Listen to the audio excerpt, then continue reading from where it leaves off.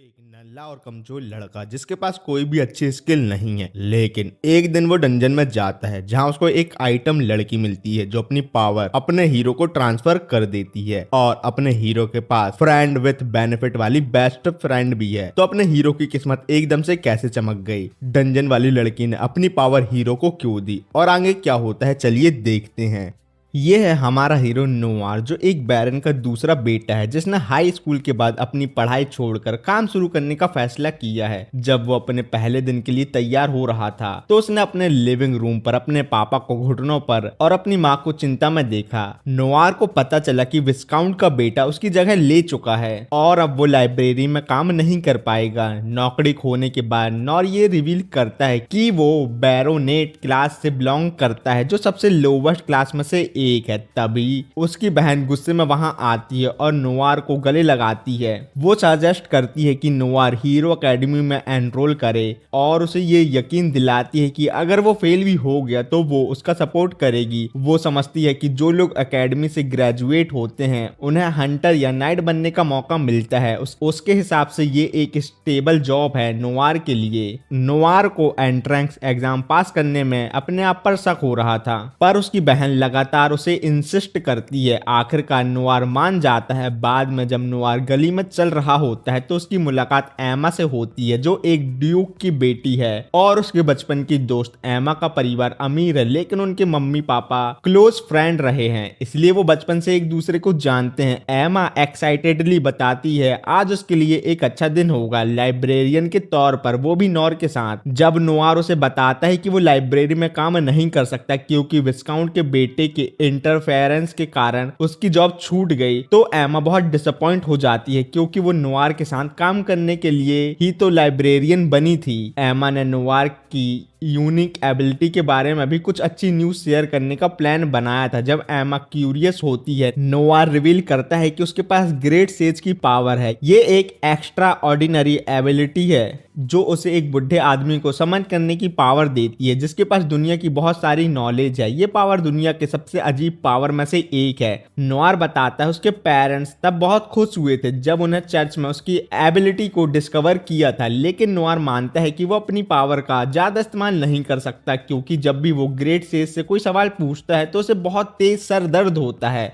वो भी इतने छोटे मोटे क्वेश्चन करने पर, जैसे आज के दिन बारिश होगी या धूप होगी। ये सवाल भी नोवार को इंटेंस माइग्रेन देते हैं। ये सुन के एमा उसे एक बुक में पढ़ी हुई बात बताती है। उसमें लिखा था कि जब आखिरी बार ग्रेट सेज को ये सर दर्द हुआ था तो उसने अपनी सभी पत्नियों को इकट्ठा किया और उन्हें किस किया जिससे उसका माइग्रेन दूर हो गया। नोवार ग्रेट सेज को समन करता है। बुढ़ा आदमी आता है और Noir hero academy entrance exam को पास करने और उसकी पावर को बढ़ाने का तरीका पूछता है। सेज नोवार को सलाह देता है कि वो एक हिडन डंजन को एक्सप्लोर करे जो 1500 मीटर साउथ ईस्ट में है। जैसे ही सेज डंजन के बारे में ज्यादा डिटेल देने लगता है तो वो एकदम से गायब हो जाता है, जिसके बाद नोवार को फिर से सर दर्द होने लगता है। एमा जल्दी से एक सॉल्यूशन ऑफर करती है और फिर उसे किस करने का ऑफर देती है। सीन चेंज होता है और नोवार को डंजन के एंट्रेंस पर दिखाया जाता है जो अपने मिशन के लिए पूरी तरह तैयार है। वो अपने साथ अपने पापा की तलवार भी लेके आया है। जैसे ही वो अंदर घुसने लगता है उसे एक बहुत बड़ा दरवाजा मिलता है जिसे वो सेज के दिए हुए स्पेल से खोल लेता है। आगे एक्सप्लोर करते हुए नोवार को एक बंधी हुई औरत मिलती है जो अपनी टेलीपैथिक पावर से उसे हॉल तक गाइड करती है।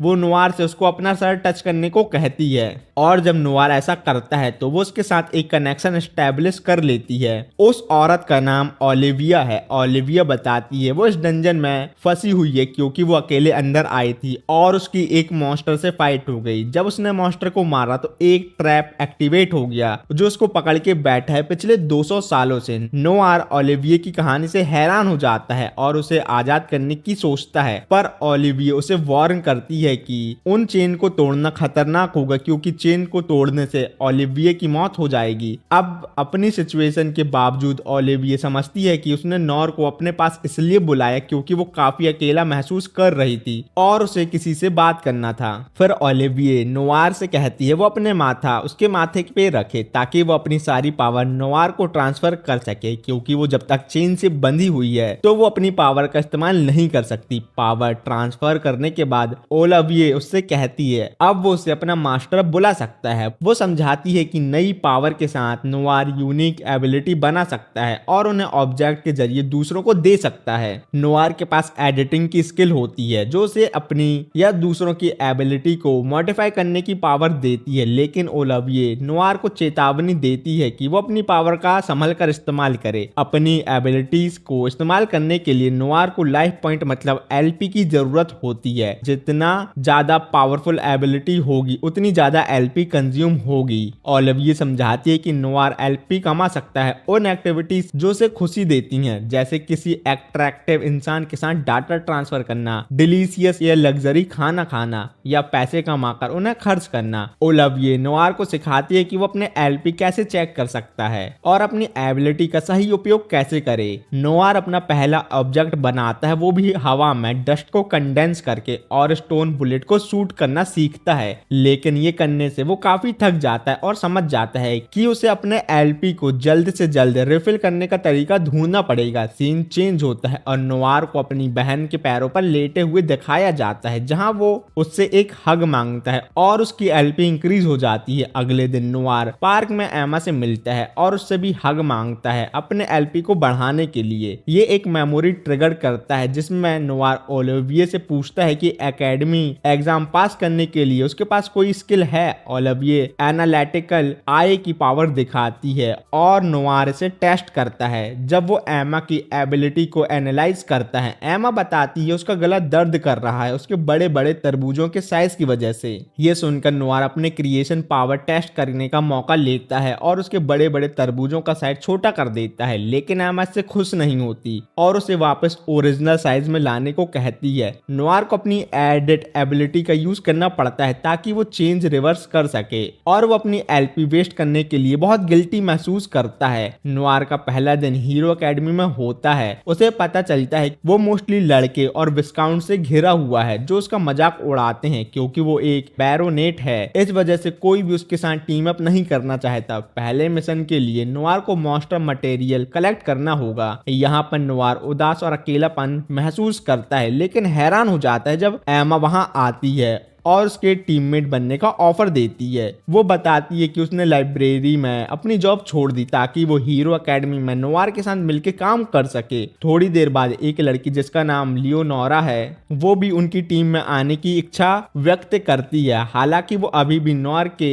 लो सोशल स्टेटस को लेकर उससे नफरत करती है। प्रोफेसर स्टूडेंट को बताते हैं उनके पास सुबह तक मॉन्स्टर मटेरियल डिलीवर करने का वक्त है। दूसरे स्टूडेंट प्लान बना रहे होते हैं कि वो मॉन्स्टर खरीद के ट्रैप लगाएंगे ताकि रिच स्टूडेंट को फायदा हो। लियोनोरा सजेस्ट करती है कि वो अलग अलग काम करे, लेकिन नोवार को एक आइडिया आता है क्यों ना वो डंजन में जाके मॉन्स्टर को मार के उनका मटेरियल इकट्ठा कर ले। सीन चेंज होता है और नोवार एक डेड रीपर से मिलता है जो सबसे पावरफुल मॉन्स्टर में से एक है जिसकी लेवल 99 है, जबकि नोवार की लेवल सिर्फ 23 है। डेड रीपर नोवार पर साइट से अटैक करता है और नोवार अपनी पावर से उसे ब्लॉक करने की कोशिश करता है, लेकिन उसके पास कम एलपी होती है। एक वीक पावर का वो यूज करके डेड रीपर को थोड़ी देर रोकता है, लेकिन उसकी स्ट्रेंथ ड्रेन होने लगती है और वो घुटनों पर गिर जाता है। इसलिए वो फुल पावर से अपने लास्ट स्टोन बुलेट क्रिएट करता है और डेड रीपर के चेस्ट को छेद कर उसे मार डालता है। इस जीत से नोवार का लेवल 33 हो जाता है। अगले दिन प्रोफेसर टॉप 3 टीम्स की अनाउंसमेंट करने के लिए तैयार होते हैं। नोवार को याद आता है जब उसने ओलिविया से पूछा था कि डेड रीपर को मारना टेस्ट पास करने के लिए काफी होगा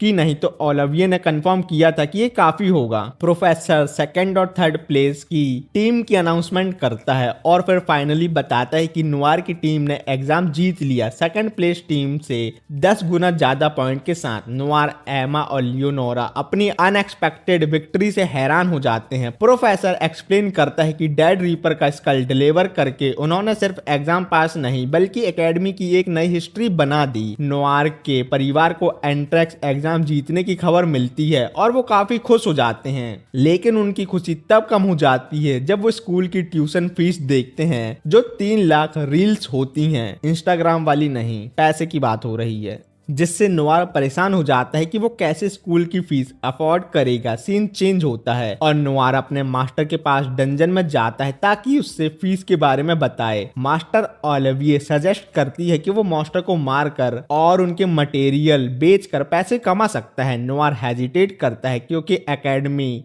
एग्जाम का इंसिडेंट के बाद वो अपने ऊपर और ज्यादा अटेंशन नहीं खींचना चाहता। उसे याद आता है जब उसने लियोनोर से कहा था कि वो डेड रीपर को मारने का क्रेडिट ले ले, क्योंकि एक काउंट की बेटी के लिए रिकॉग्नाइजेशन मिलना आसान होता है, जबकि एक सिंपल बैरोनेट जैसे नॉर को अक्सर लोग कचड़ा समझते हैं। नोवार अपने मास्टर को बताता है कि उसने अपने क्लासमेट को अपने सारे एक्शन का क्रेडिट लेने दिया। मास्टर ओलिविये रिस्पॉन्ड करती है कि इस सिचुएशन में पैसे कमाने का सिर्फ एक ही तरीका है, जो है एडवेंचर गिल्ड ज्वाइन करना। बाद में नॉर्थ सिटी में एडवेंचर गिल्ड में रजिस्टर करने जाता है और वहां उसकी मुलाकात लोला से होती है, जो रिसेप्शनिस्ट है। लोला एडवेंचर के डिफरेंट टाइप एक्सप्लेन करती है, जिसमें कुछ लोग नेचुरल एक्सट्रैक्ट गैदर करते हैं, कुछ मॉन्स्टर को मारते हैं और कुछ डंजन एक्सप्लोर करते हैं। इन सब एडवेंचर्स को रैंक में कैटेगराइज किया जाता है, जो डिसाइड करता है कि वो कौन से मिशन अंडरटेक करेंगे और कितने पैसे कमाएंगे।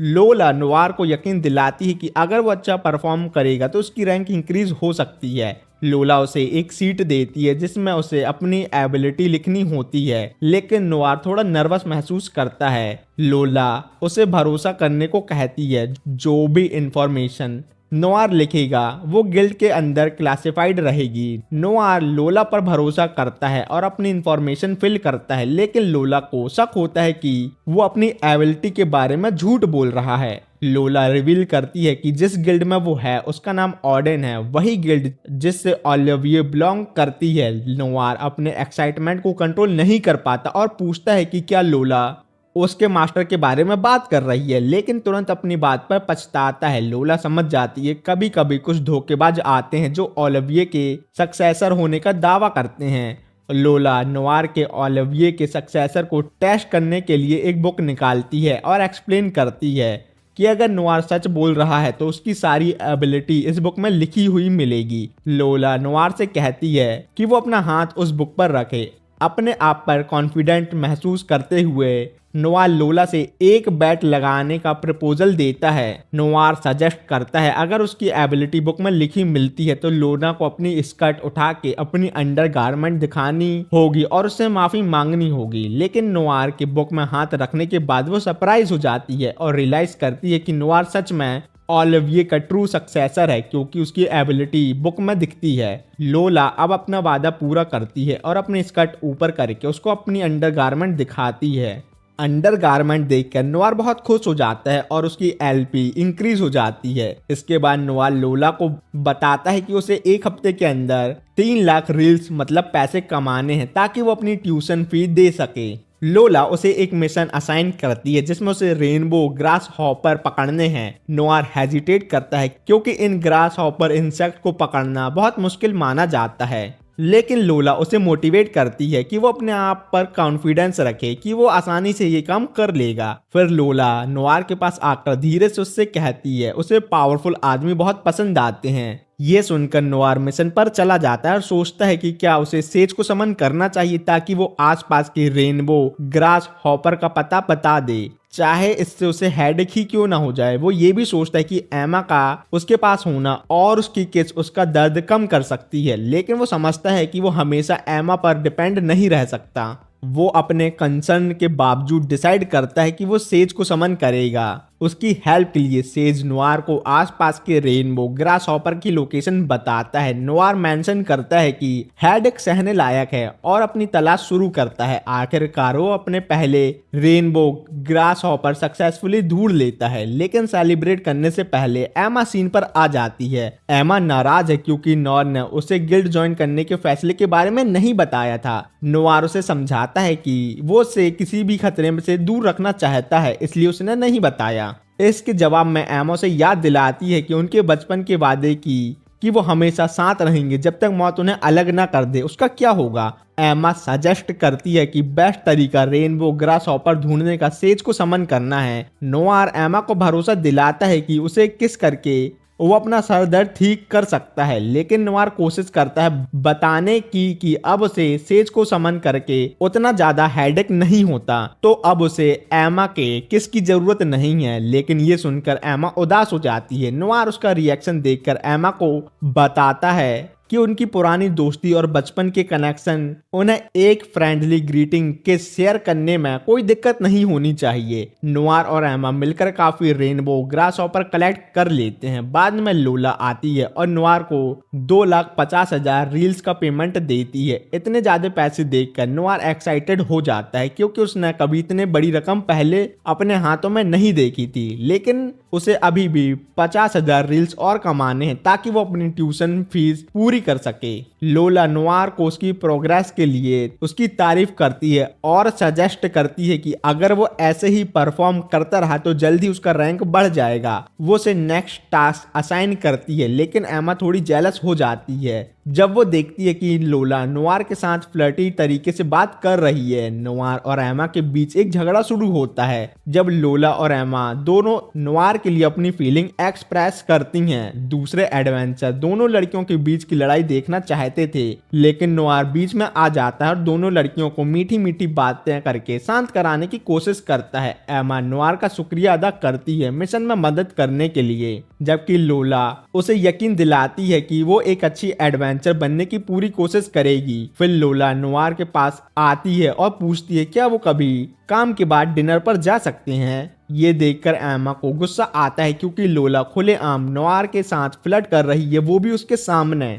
बाद में नोवार और एमा गुजर रहे होते हैं जहां एमा काफी अपसेट थी। वो नोवार से अपनी फिक्र शेयर करती है और उसे वार्न करती है अगर वो लोला के साथ डिनर पर जाएगा तो लोला उसे किसी रूम में ले जाकर नुकसान पहुंचा सकती है। नोवार एमा की बातों में इंटरेस्टेड लगता है और उसकी बातें सुनकर खुश हो जाता है। एमा आगे कहती है कि अगर वो लोला के साथ किसी रूम में गया तो वो अपना गुस्सा लोला पर निकालेगी, ना कि उस पर। एमा बताती है कि वो एक खास तरीके के रैबिट को ढूंढ रही है जो इकोसिस्टम को नुकसान पहुंचा रहे हैं। वो प्रपोज करती है कि अगर वो रैबिट को पकड़ लेते हैं तो उन्हें 50,000 रील्स मिल जाएंगी, जो नोवार को अपनी ट्यूशन फी के लिए चाहिए। लेकिन उनकी बातें अधूरी रह जाती हैं जब एक गॉब्लिन का ग्रुप उन लोगों पर अचानक से हमला कर देता है। तभी वहां एक जायंट रैबिट आ जाता है और अपने हॉर्न से एक गॉब्लिन को मार देता है। नोवार एमा से पीछे हटने को कहता है, लेकिन एमा रैबिट को खुद मारना चाहती है, क्योंकि वो चाहती है कि अगर वो मिशन कंप्लीट करेगी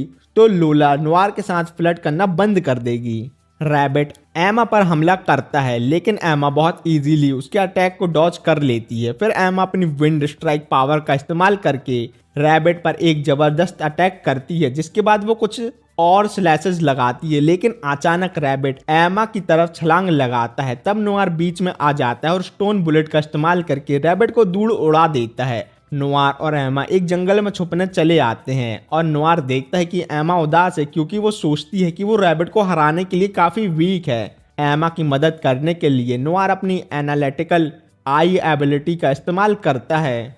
इस एबिलिटी से नोवार को पता चलता है एमा को अपनी पावर एनहांस करने के लिए बहुत सारी एलपी की जरूरत है, लेकिन वो समझता है कि एमा को ज्यादा स्ट्रांग तो बनना ही होगा, जिसके लिए उसे पॉइंट खर्च करने ही होंगे। नोवार एमा से उसे पावरफुल बनने के एक्सचेंज में कुछ मांगता है। एमा रैबिट को हराने के लिए कुछ भी करने को रेडी हो जाती है। तब नोवार उससे पूछता है क्या वो उसका कान चाट सकता है। ये सुनकर एमा नर्वस हो जाती है, लेकिन वो हाँ कर देती है। नोवार उसका हाथ पकड़कर उसे कंफर्ट कर देता है और उसका कान चाटना शुरू करता है। एमा को इतना मजा आता है कि वो प्लेजर में चीख मार देती है। उन्हें ये पता नहीं होता कि रैबिट उनकी चीखने की आवाज सुनकर उनके पास आ गया है। उस वक्त नोवार को आखिरकार इतने पॉइंट मिल जाते हैं कि वो एमा की पावर बढ़ा सके। जैसे ही नोवार कुछ करने की कोशिश करता है, रैबिट उन दोनों पर हमला कर देता है। पहले एमा को लगती है, फिर नोवार को, लेकिन नोवार अपने आप को बचा लेता है एक स्टोन शील्ड बनाकर।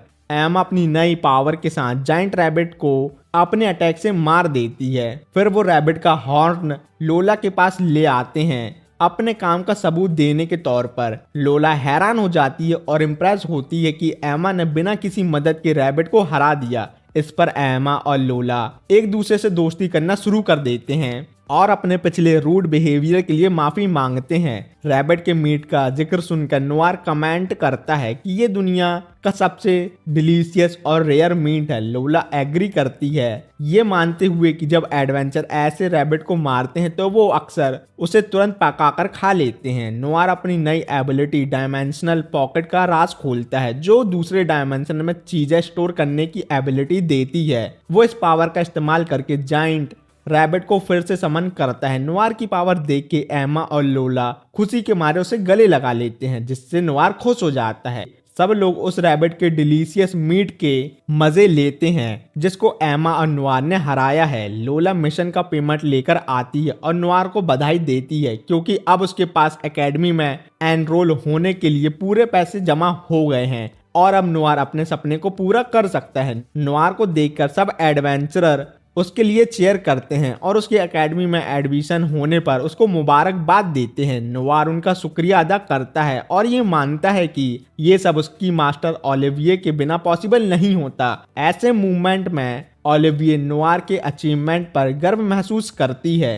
नोआर और एमा अपनी ट्यूशन फीस देके एकेडमी से निकलते हैं। जब वो चलते हैं, एमा नोआर से कहती है, भाई झुक जा, क्योंकि मारिया ड्यूक एल्बर्ट की बेटी आ रही है। नोआर थोड़ा क्यूरियस हो जाता है और अपनी एनालिटिकल आई एबिलिटी का यूज करके मारिया की एबिलिटी को देखता है, लेकिन वो सरप्राइज हो जाता है जब वो देखता है कि मारिया पर एक कर्स है जो उसकी 16th बर्थडे पर उसकी जान ले लेगा। ये नोआर का पहला दिन है और वो सुबह उठता है सिर्फ ये देखने के लिए कि उसकी बहन उसे बहुत प्यार से हक करना चाहती है, लेकिन उनका बाप उन्हें इंटरप्ट करता है। उसको थोड़ा अनकंफर्टेबल लगता है नोआर और अपनी बेटी के प्यार भरे इस सीन को देखकर। फिर एमा नोआर का इंतजार कर रही होती है उसके घर के बाहर और दोनों मिलकर एकेडमी निकलते हैं। स्कूल पहुंचते ही नोआर बोलता है, यहाँ सबको एक मेडल पहनना है जो उनकी नोबल टाइटल दिखाता है और ये हमारे इकोनॉमिक स्टेटस बताता है। जब वो क्लास में एंटर करता है, नोआर के क्लासमेट उसको नीची नजरों से देखते हैं, क्योंकि बाकी सभी बड़े बड़े नोबल के लौंडा लौंडियां हैं। वैसे तो क्लास के लड़के एमा की ब्यूटी और उसके हायर इकोनॉमिक स्टेटस की तरफ खींचते हैं या उसके बड़े बड़े तरबूजों को देख के, लेकिन अपने आप को इंट्रोड्यूस करते हैं। लेकिन फिर एटमॉस्फेयर बदल जाता है जब मारिया क्लासरूम में एंटर करती है। नोआर तो उसकी प्रेजेंस से ही उसका दीवाना हो जाता है, क्योंकि उसको लगता है कि वो उसके रीच से बाहर है। लेकिन सरप्राइजिंगली मारिया नोआर की तरफ आती है और उसका पहला और लास्ट नेम लेती है। बाकी स्टूडेंट शॉक हो जाते हैं कि मारिया एक बैरोनेट का नाम जानती है। मारिया बोलती है, मुझे आपसे मिलकर खुशी हुई नोआर, मुझे उम्मीद है हम अच्छे दोस्त बनेंगे। फिर वो एमा को ग्रीट करती है जो थोड़ी सरप्राइज होती है, क्योंकि ये उनका पहला इंटरेक्शन है। मारिया फिर उन्हें फेयरवेल बोल के ये कहकर कि हम बाद में मिलेंगे चली जाती है। इस एनकाउंटर के बाद एक लड़का जो पहले नोआर का मजाक उड़ाता था अब उससे फ्रेंडली एटीट्यूड में अप्रोच करता है, लेकिन नोआर उसकी बातें डिसमिस करता है, ये कहकर भाई मैं अनइंटरेस्टेड हूँ तेरे पर, और वो एमा के साथ अपने रास्ते पर चलता रहता है। अब नोआर और एमा अपने पहले फाइटिंग क्लास में हैं। टीचर एलेना क्लास को बताती हैं वो 4 साल की उम्र से मर्सनरी का काम करती थी, लेकिन अब टीचर बन गई। वो लड़कों से कहती है, मैं तुम्हें तब तक नहीं जाने दूंगी जब तक तुम मुझे सेटिस्फाई नहीं कर देते, और ठरकी तरीके से अपनी लिप को लिक करती हैं सेल्फ डिफेंस कोर्स शुरू करने के लिए। टीचर नोआर को पहले पार्टिसिपेट करने के लिए बुलाती हैं और कहती हैं, सबसे पहले तुम फुल पावर से अटैक करना, मुझे लगता है तुम मुझे टच नहीं कर पाओगे। नोआर अपनी वुडन शॉट के साथ अटैक करता है, लेकिन एलेना आसानी से इसे डॉज कर लेती है और रैपिड बैकवर्ड मूवमेंट करती है। टीचर बताती है ये टेक्निक रिट्रीट कहलाती है और ये क्लास में सबको सीखनी है। फिर वो नोआर को डिफेंड करने के लिए चैलेंज करती हैं। नोआर अपनी स्किल्स पे कॉन्फिडेंस लेकर बैठा है और सोचता है इस बार वो अपनी रिट्रीट टेक्निक को आसानी से रेप्लिकेट कर लेगा, लेकिन एलेना ने उसे एकदम सरप्राइज कर दिया एक तेज अटैक करके, जिससे नोआर को डिफेंड करने का मौका नहीं मिलता। डर से थोड़ी देर बाद रिकवर होने पर एलेना उसे कहती है अगर वो सही से रिट्रीट यूज कर लेता है तो उसे कुछ ऐसा रिवॉर्ड मिलेगा जो उसे बहुत पसंद आएगा। और जैसे ही वो ये कहती है वो थोड़ा सा अपना शर्ट खोलती है।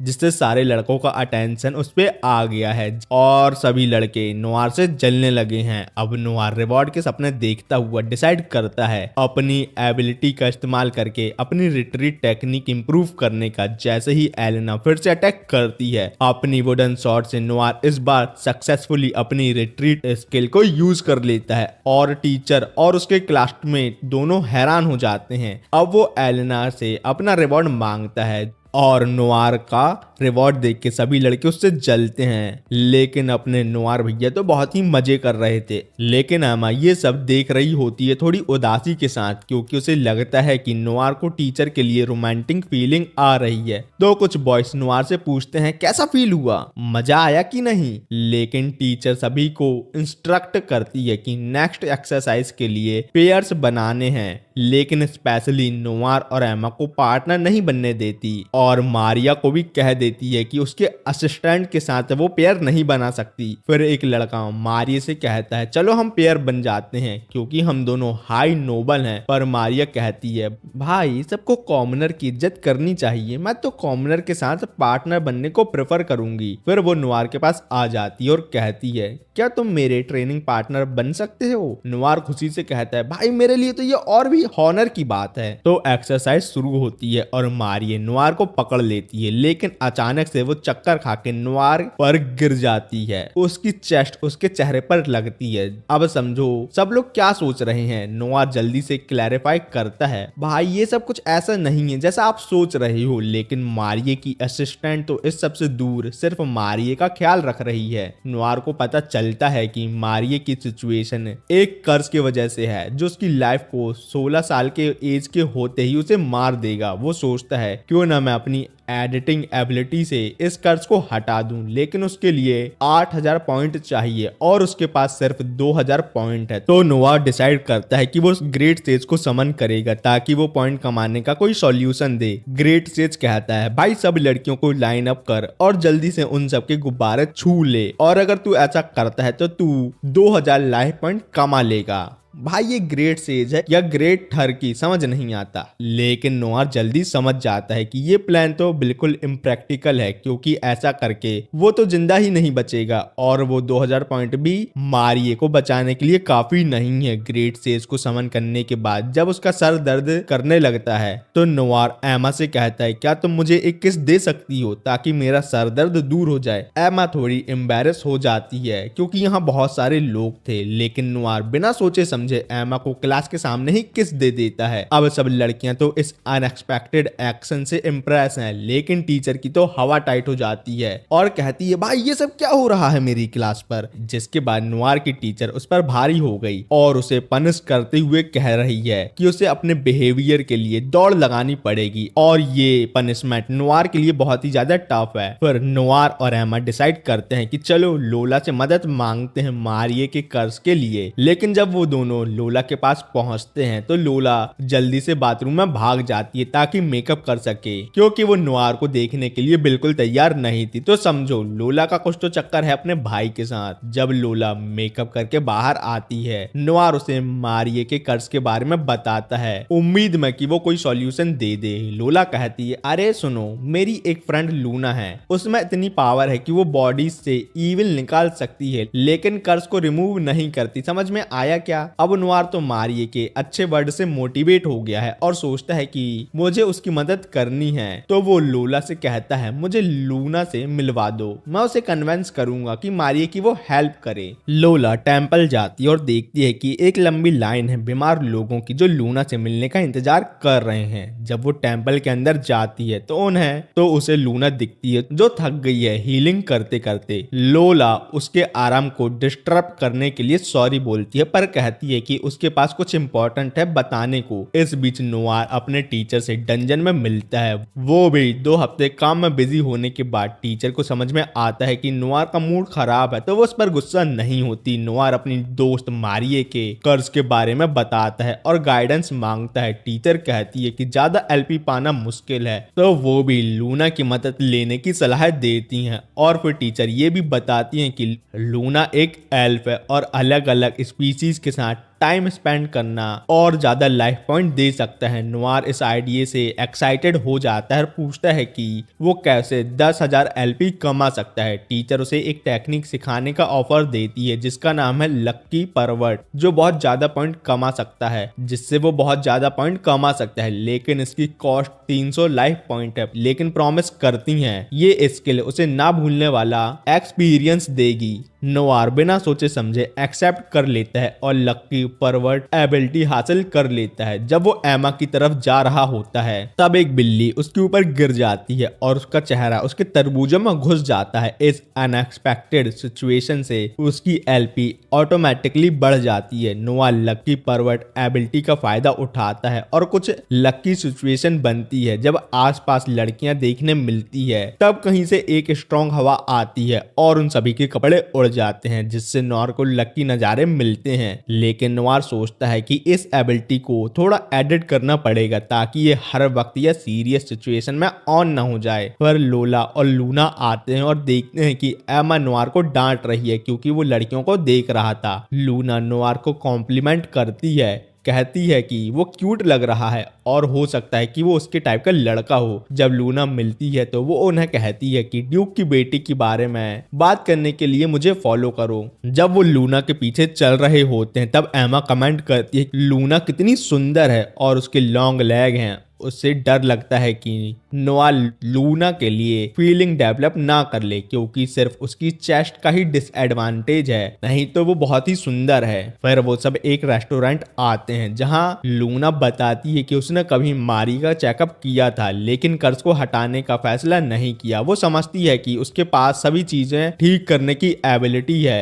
लेकिन वो 16 साल वाले कर्ज को हटा नहीं सकती। नोवार उसे बताता है कि मारिये के पास सिर्फ कुछ हफ्तों का वक्त है और वो बहुत दर्द और बेहोशी से गुजर रही है। लूना मारिये का दुख देखकर और सुनकर उसकी हालत के लिए वो खुद को जिम्मेदार महसूस करती है। नोवार अपनी एनालिटिकल आई एबिलिटी का इस्तेमाल लूना पर करता है और उसे समझ आता है कि क्यों लूना कर्ज नहीं हटा सकती। अगर वो किसी का कर्ज हटाती है तो उसकी अपनी लाइफ स्पैन मतलब जिंदगी छोटी हो जाती है। लेकिन लूना मारिये के घर जाने को तैयार है और अब वो उसे ठीक करने को भी रेडी है। लेकिन नोवार बोलता है कि वो अकेले में कुछ बात करना चाहता है। वो बताता है कि वो जानता है कि लूना मारी को क्यों ठीक नहीं कर सकती, पर लूना कहती है वो फिर भी करने के लिए तैयार है। वो नोवार को बताती है कि उसकी माँ जो एक क्लैरिक थी लोगों को ठीक करती थी लेकिन उसका खुद का जीवन छोटा हो गया। अपनी माँ को बचपन में खो देने के बावजूद लूना उन पर गर्व महसूस करती है कि उन्होंने दूसरों की मदद की और वो भी ऐसा ही करेगी। तभी अचानक से एक एक्सप्लोजन होता है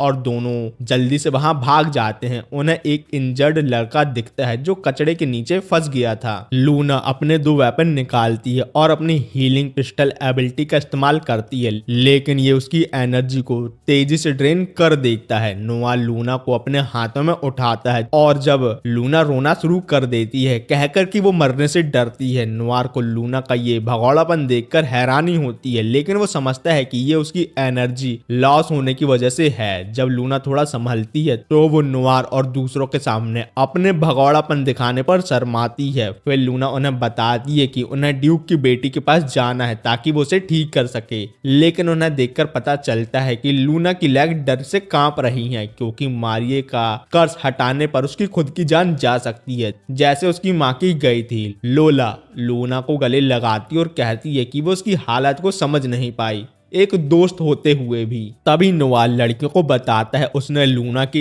एबिलिटी को स्टडी किया और उसने मारिये को बचाने का एक तरीका ढूंढ लिया बिना लूना को अपने आप को सैक्रिफाइस किए। लेकिन इस सॉल्यूशन को काफी ज्यादा एलपी की जरूरत है जो अभी नोवार के पास नहीं है। नोवार लड़कियों को बताता है कि उसे 2000 एलपी पाने के लिए क्या करना है और लूना की फाइनेंशियल सिचुएशन को भी इम्प्रूव कर सकता है। वो कहता है कि वो लूना की स्किल को इस तरह बदल सकता है कि स्किल को यूज करने पर उसके अपने पैसे कम होंगे ना कि उसकी जीवन के साल। लूना तब एक जबरदस्त आइडिया सोचती है पैसे कमाने का। वो एक इवेंट का नाम लेती है जिसे the pride day of Aaron कहते हैं जो नोबल द्वारा ऑर्गेनाइज किया गया है। उन लोगों ने ट्राई किया और एक अरीना में चले गए। प्रेजेंटर बताता है कि मर्दों को अपनी गर्लफ्रेंड को शोकेस करने का मौका मिलेगा और जीतने वाले को 1 मिलियन रील्स का प्राइज। लेकिन ऑडियंस जो सेल उठाए हुए है उनका बिहेवियर बड़ा हॉस्टाइल है। वो मर्दों को गालियां देते हैं और कहते हैं कि वो लकी हैं कि उनके पास लड़कियां हैं, लेकिन उन्हें वो मारना चाहते हैं। लोना कहती है कि प्रेजेंटर ने ये इवेंट अपने पर्सनल एक्सपीरियंस की वजह से बनाया है, क्योंकि उसे भी लड़कियों ने धोखा दिया। ऑडियंस मेंबर भी अकेले ही हैं, वो भी जन्मजात सिंगल, और इसी वजह से वो सभी खूबसूरत मर्दों से नफरत करते हैं। ये सब देखकर नवार की फट जाती है और अब वो घर जाना चाहता है।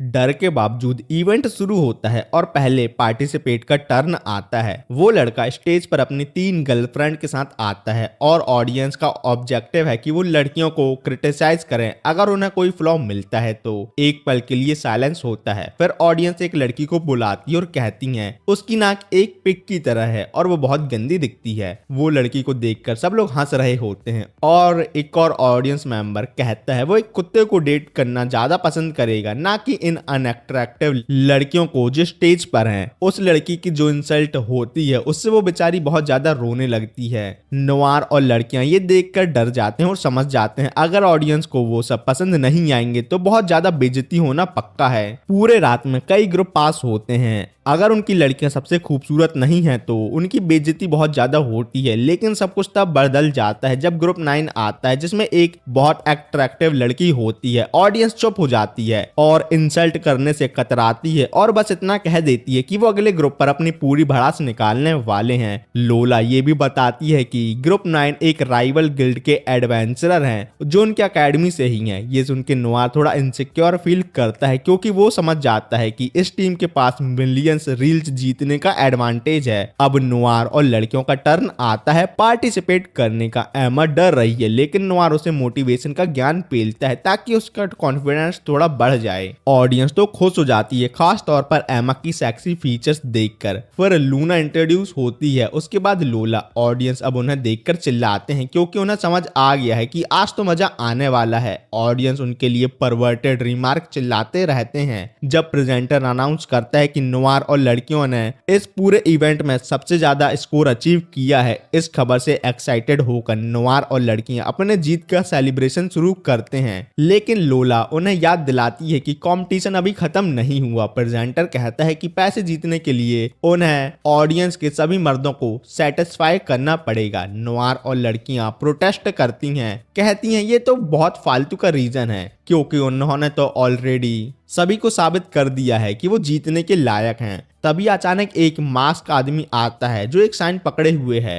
जिस पर डेयरिंग क्वेश्चन है। लड़कियां मिलकर स्ट्रेटेजी करने लगती हैं कि कैसे वो नवार को इम्प्रेस करेंगी। वो चैलेंज को पूरा करना शुरू करती हैं, जिसमें नवार को एक बच्चे की तरह पैम्पर करना है। जब वो ये सब करते हैं, प्रेजेंटर और ऑडियंस दोनों जलन महसूस करते हैं कि लड़कियां नवार को कितना अटेंशन दे रही हैं। वो फाइनल चैलेंज तक पहुंच जाते हैं जहां उन्हें ये प्रूव करना है कि वो सबसे बेस्ट हैरम है। लड़कियां नवार को ट्रिपल किस देती हैं और प्रेजेंटर तो इमोशनल हो जाता और रोने लगता है जब वो अपनी वाइफ को याद करता है जो उसे छोड़कर चली गई। नल्ला समझ के वो पैसे उन्हें फेंक कर देता है और कहता है कि वो यहाँ से चले जाए। अब नवार और लड़कियां बाहर निकलते हैं, लेकिन ऑडियंस उन पर गुस्सा हो जाती है और उन पर खाना फेंकने लगते हैं। लेकिन इस केओस के बावजूद वो सब मिलकर जीत पर हंस रहे होते हैं। बाहर आते ही नवार को बिलीव नहीं होता कि उन्होंने पैसे जीत लिए किसी ऐसे अजीब काम करके, और वो एक रियल हैरम जैसा फील कर रहा है। उसे ये भी रियलाइज होता है कि उसने काफी ज्यादा एलपी कमा लिया है।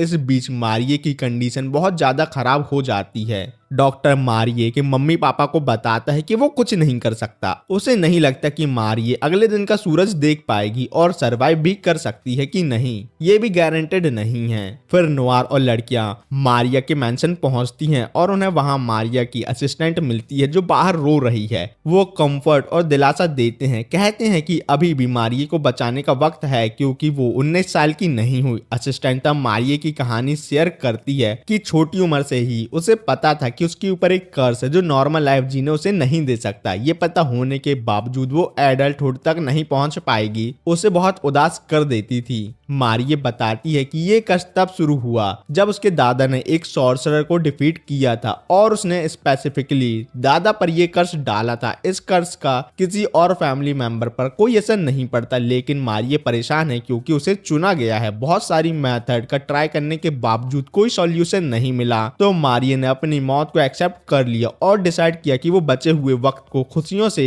जिया करेगी और एकेडमी में एडमिशन लेती है ताकि वो एक असली ड्यूक की बेटी की तरह अपने रोल को निभा सके और टाइम आने पर निपट जाए। नोआर और लड़कियां मारिये के रूम पर एंटर करते हैं जहां वो रिकवर कर रही होती है। लूना उसके पेरेंट्स को समझाती है कि मारिये पर जो कर्स है वो इतना पावरफुल है और उसकी एल्फ ब्लड लाइन होने के बावजूद जो नॉर्मली लॉन्ग लाइफ देती है, कर्स हटाने पर लूना की खुद की जान भी जा सकती है। लूना कहती है कि उसकी हीलिंग एबिलिटी जो कि पावरफुल है वो मारी को बचाने के लिए काफी नहीं होगी, तो नोआर रिवील करता है कि वो अपनी स्किल को ऐसे रिडायरेक्ट कर सकता है कि डैमेज उसके फाइनेंस और पैसों पर हो, ना कि उसकी लाइफ पर। वो सबको भरोसा दिलाता है कि सब कुछ ठीक हो जाएगा, टेंशन लेने की बात नहीं है। ज्यादा पैसे मिलने पर नोआर और लड़कियों को कोई फाइनेंशियल बर्डन नहीं है। मारिये की असिस्टेंट कन्फेस करती है कि मारिये को नॉर्म में कुछ खास लगा था जब उसने पहली बार उसे एकेडमी में देखा था। ये तब कंफर्म होता है जब वो जान लेती है कि नोआर वही है जिसने एंट्रेंस एग्जाम में डेड रीपर को हराया था। ये सुन के नोआर थोड़ा सरप्राइज होता है कि मारिया को समझ आ गया था कि उसने ही मॉन्स्टर को हराया है। तभी मारिया उठ जाती है और नोआर से पूछती है कि वो यहाँ क्यों है। नोआर समझाता है कि वो उसकी काइंडनेस का बदला चुकाना चाहता है क्योंकि वो एकेडमी में उसकी एक लौती दोस्त थी जो उसे अच्छे से ट्रीट करती है और बैरोनोट होने की वजह से उसका डिस्क्रिमिनेशन नहीं करती। नोआर की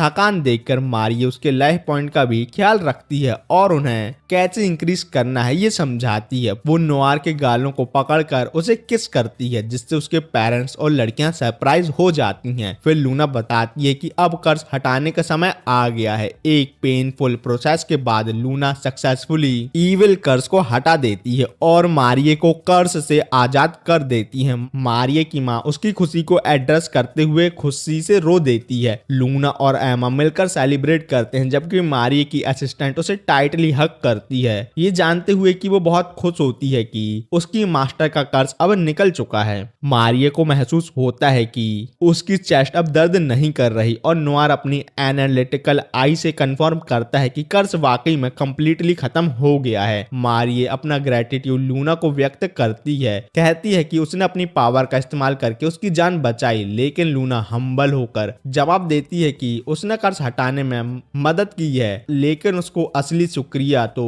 नोआर का देना चाहिए। फिर ग्लोरिया नोआर का हाथ पकड़कर अपना शुक्रिया व्यक्त करती है, कहती है कि वो नहीं जानती वो कैसे उसका शुक्रिया अदा करे, वो उसे नहीं पता। घर से निकलते ही नोआर सोचता है कि उसने मारिये की मदद करके कितना सेटिस्फैक्शन फील किया है, लेकिन एमा और लोला को चिंता होती है क्योंकि मारिये ने नोआर के लिए फीलिंग डेवलप कर ली है जिससे वो उसे एक और राइवल की तरह देखने लगते हैं। फिर लूना बताती है कि वो भी नोआर के प्यार में गिर गई है, तो तीनों लड़कियां मजाक मजाक में नोआर को लौंडियाबाज होने का इल्जाम लगाती हैं। नोआर अपने टीचर से मिलने आता है और फिर उनका शुक्रिया अदा करता है, कहता है कि उसने उसे ऐसी एबिलिटी दी जो उसे दूसरों की मदद करने में मदद करती है। उसकी टीचर रिमार्क करती है कि उससे वुमेन की स्मेल आ रही है, तो नोआर रिस्पॉन्ड करता है कि उसने काफी लड़कियों को किस किया है। ओलिविया कहती है कि ये तो अनफेयर है कि उसने बहुत सी लड़कियों को किस किया लेकिन उसे नहीं किया। वो उसे अपने आप को किस करने को कहती है, लेकिन नोआर डिसाइड करता है कि वो उसे सिर्फ फोरहेड पर किस करेगा, लेकिन ओलिविया कहती है कि उसे दूसरी लड़कियों के साथ प्रैक्टिस करना है ताकि अगली बार वो उसे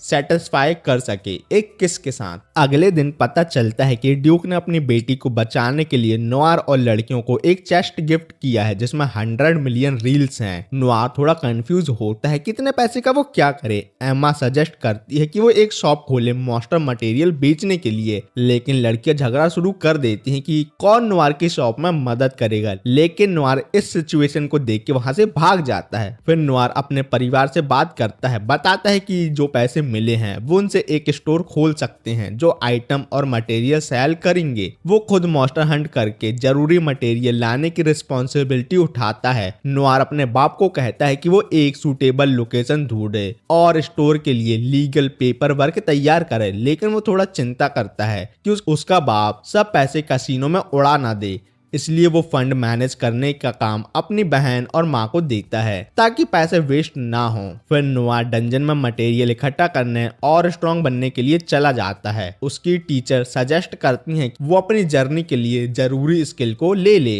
जब वो डंजन के पहले फ्लोर पर उतरता है, वो दो मरे हुए जाइंट एनिमल को देखता है जो एक दूसरे से लड़ रहे थे। अचानक एक काला लायन जिसके सर पर एक फूल है उसके सामने आता है। शुरू में तो नोआर डर जाता है और पोर्टल से भागने की सोचता है, लेकिन लायन उसे एश्योर करता है कि वो कोई फाइट नहीं करना चाहता और उससे एक फेवर के लिए कहता है। लायन की बातें सुन के नोआर थोड़ा सरप्राइज होता है और सुनने के लिए तैयार हो जाता है। लायन का नाम है टाइगर सन, कैसा अजीब सा नाम है, जो अपने दोस्त के दिए हुए नाम पर बहुत गर्व करता है क्योंकि इस नाम का उसके लिए खास मतलब है। टाइगर सन समझाता है कि उसे नोआर की मदद चाहिए अपने दोस्त को ढूंढने में। जब वो डंजन में आए थे तब उसका दोस्त उसे कहकर गया था कि वो थोड़ा रुक जाए जब वो 6वीं मंजिल पर जा रहा था, लेकिन 350 साल हो गए हैं और अभी तक वापस उसका दोस्त नहीं आया। धोखा मिल गया टाइगर सन तेरे को। इतना समय गुजर जाने के बाद भी टाइगर सन अपने वादे पर अड़ा रहा और कभी अपने दोस्त की तलाश में नीचे नहीं गया। लायन कहता है कि उसका दोस्त एल्वन रेस का है जो टिपिकली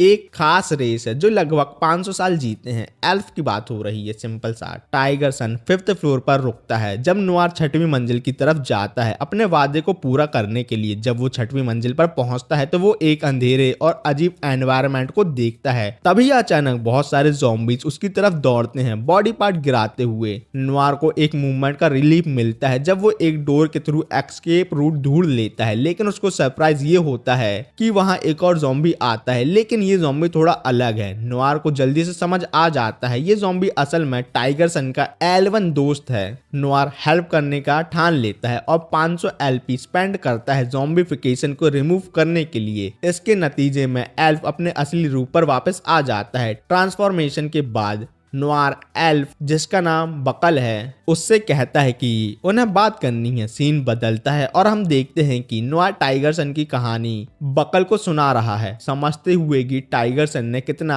फेथफुल तरीके से अपना वादा निभाया है और 350 साल तक उसका इंतजार किया है। ये सुन के बकल बहुत इमोशन में आ जाता है और अपने लॉयल दोस्त को छोड़ने के लिए गिल्टी महसूस करता है। बकल बताता है कि वो पहली बार टाइगर सन से कैसे मिला था जब वो एक दिन मॉन्स्टर से फाइट कर रहा जिसमें उस लायन ने उसकी मदद की थी। टाइगर सन ने बकल की मदद की। इसके बदले में बकल ने पूछ लिया, क्या लायन तुम मेरे दोस्त बनना चाहते हो? ये सिंपल एक्ट टाइगर सन के लिए बहुत खुशी लाता है क्योंकि पहली बार किसी ने उसे बोला था क्या वो उसका दोस्त बन सकता है। बकल ने फिर उसे टाइगर सन नाम दिया जो लायन के लिए बहुत स्पेशल बन गया। उस दिन से वो दोनों बहुत अच्छे और गहरे दोस्त बन गए और बहुत सारी एडवेंचर पर निकले। बकल को अपनी किए गए गलती पर गिल्ट होता है, इसलिए वो अपने दोस्त का सामना करने की हिम्मत इकट्ठा करता है। जब वो वापस जाता है दोनों दोस्त एक दूसरे को गले लगाते हैं और अपनी खुशी का इजहार करते हैं। टाइगर सन बताता है कि वो खुश है कि बकल ठीक है, लेकिन बकल कुछ ऐसा खुलासा करता है जो उसने कभी नहीं बताया। उसका होमलैंड दूसरे रेसेस को एक्सेप्ट नहीं करता। ये सुन के टाइगर सन समझ जाता है कि अब उन्हें अलविदा कहने का समय आ गया है क्योंकि बकल अपने प्यार जो उसके होमलैंड पर रहता है उससे मिलने जाना चाहता है। बकल को ये सोचकर गिल्ट होता है कि उसने टाइगर सन का इतना वक्त जाया किया है इंतजार कराने में। आंखों में आंसू लेकर वो लायन से माफी मांगता है। टाइगर सन बकल को बोलता है कि उसे चिंता करने की कोई जरूरत नहीं है और कोई हार्ड फीलिंग नहीं है। फिर नोआर पोर्टल का इस्तेमाल करके डंजन से बाहर निकल जाता है ताकि दोनों दोस्त लास्ट टाइम अच्छे से बात कर पाएं। जब वो एक दूसरे को अलविदा कहते हैं बकल टाइगर सन को फेयरवेल कहकर प्रॉमिस करता है जब उसे मौका मिलेगा वो जरूर उससे मिलने आएगा। जाते जाते बकल उन मस्त मूवमेंट को याद करता है जो उन्होंने साथ में बिताए थे। टाइगर सन नोआर से ग्रेटिट्यूड एक्सप्रेस करता है जो पूछता है अब टाइगर सन क्या करेगा, लेकिन टाइगर सन एडमिट करता है कि वो अपने नेक्स्ट स्टेप को लेकर पक्का नहीं है, लेकिन वो 5th फ्लोर पर वापस जाने के बारे में सोच रहा है क्योंकि वहां उसका कोई सामान छूट गया है। नोआर को भी चुल्ल मस्ती है और वो देखने का डिसाइड करता है कि टाइगर सन क्या कर रहा है। और डंजन में जाने के बाद जब वो पास जाता है तो देखता है कि टाइगर सन तो रो रहा है। टाइगर सन कन्फेस करता है कि उसने अलविदा करने के लिए मेंटली प्रिपेयर होने में समय लगाया, लेकिन अलग होने का दर्द अभी भी महसूस होता है। टाइगर सन के इमोशन से नोआर काफी अफेक्टेड होता है और शेयर करता है कि ये फीलिंग कितनी गहरी है। बस अपने लव वंस से अलविदा कहने का ख्याल ही उसे ऐसा लगता है जैसे उसका कोई हिस्सा खो गया हो। एक हार्ट फेल्ट मूवमेंट में नोआर टाइगर सन से पूछता है क्या वो उसका दोस्त बनना चाहता है। लायन भावनाओं से भरा हुआ पूछता है क्या नोआर सीरियसली ये कह रहा है। नोआर उससे भरोसा दिलाता है कि वो सच कह रहा है और टाइगर सन को इनवाइट करता है कि वो उसके साथ रहे। फिर वो मस्ती से टाइगर सन को समझाता है कि डंजन के ठंडे फ्लोर पर सोने से ज्यादा अच्छा कारपेट पर सोना है। टाइगर सन इस ऑफर से इतना टच होता है कि वो नोआर का प्रपोजल एक्सेप्ट करता है और ऐसे वो उसका फ्रेंड और गार्डियन बन जाता है। अगले सीन में हम देखते हैं कि नोआर और टाइगर सन एक खुले मैदान में दौड़ रहे हैं। नोआर लायन के पीठ पर बैठा है और दोनों चेहरे पर हवा महसूस कर रहे हैं। टाइगर सन को रियलाइज होता है कि उसने बकल का इंतजार इतना लंबा क्यों किया, क्योंकि किस्मत ने उसके लिए कुछ और ही बड़ा सोचा था, जो एक नया और वंडरफुल दोस्त है। नई उम्मीद और पर्पस से भरा हुआ टाइगर सन फुल स्पीड में दौड़ता है अपने नए घर की तरफ नोआर के साथ। घर में टाइगर सन को देख पापा की फटी पड़ी है, लेकिन मम्मी और बहन को कोई फर्क नहीं पड़ता। नोआर कहता है अब से टाइगर सन हमारे साथ ही रहेगा और सबका गार्डियन लायन बनेगा। पापा को लग रहा था टाइगर सन उन्हें खा जाएगा। बहन टाइगर सन के ऊपर उगे हुए फूल के साथ खेल रही है, जिससे टाइगर सन अजीब सा रिएक्ट करता है।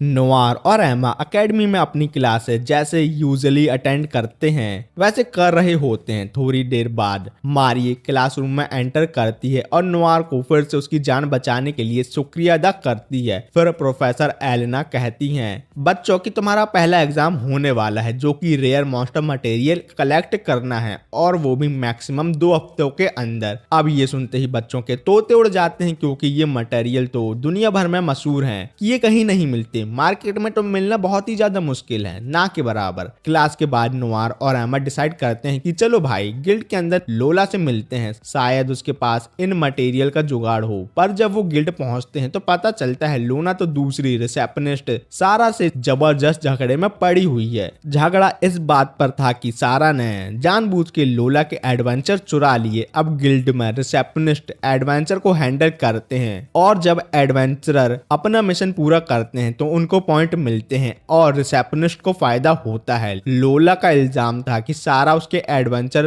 को खूबसूरती से फंसा के अपनी तरफ खींच रही है। लोना ने सारा को चैलेंज दिया कि देख लेते हैं कौन ज्यादा पॉइंट कमा सकता है। सारा ने भी हाँ बोल दिया, पर कंडीशन ये थी कि अगर सारा जीत गई तो वो लोला से एक एक्स्ट्रा एडवेंचर चुराएगी। उसके बाद सारा सीधा नोआर के पास आती है और बड़े अजीब तरीके से बोलती है यार तुम मेरे एडवेंचर बन जाओ, मैं तुम्हें टॉप रैंक तक पहुंचा दूंगी। नोआर अपनी स्किल यूज करके सारा की एबिलिटी को एनालाइज करता है और पता चलता है कि मैडम का पूरा गेम सिर्फ और सिर्फ सिडक्शन और हवस पर टिका हुआ है। इस वजह से ही तो सब लड़के उसके पीछे भागते हैं। एमा और लूना नोआर की इस डिस्ट्रैक्शन को नोटिस कर लेते हैं और बोलते हैं अब ये सारा के साथ दिमाग में क्या गंदे काम सोच रहा है। सारा तो वैसे भी अपने नॉटी वाइब दिखा के चली जाती है और उसको बिल्कुल भी पछतावा नहीं है कि उसने एडवेंचर चुराए हैं। नोआर के मन में ये बात बैठ जाती है कि अगर लोला हार गई तो सारा उसकी रिसेप्शनिस्ट बन जाएगी, लेकिन नोआर लोला को भरोसा दिलाता है कि फिक्र मत करो बेबी, मैं तुम्हारी मदद करूंगा, बस पहले तू मुझे हाई लेवल मिशन दिला दे ताकि मैं एग्जाम के लिए मटेरियल कलेक्ट कर पाऊं।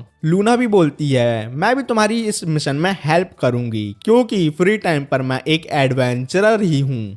नोआर, एमा और लूना मिलकर मिशन कंप्लीट करते हैं और एग्जाम के लिए सब मटेरियल इकट्ठा कर लेते हैं। अब उनके सामने सबसे बड़ा चैलेंज था एक ड्रैगन को मारना। नोआर कहता है कि वो ड्यूक के दिए पैसे से मटेरियल खरीदेगा जो ड्रैगन से लड़ने के लिए काम आएंगे और एलपी कलेक्ट करने का क्लासिक प्लान है एमा और लूना के साथ फिजिकल कांटेक्ट करके।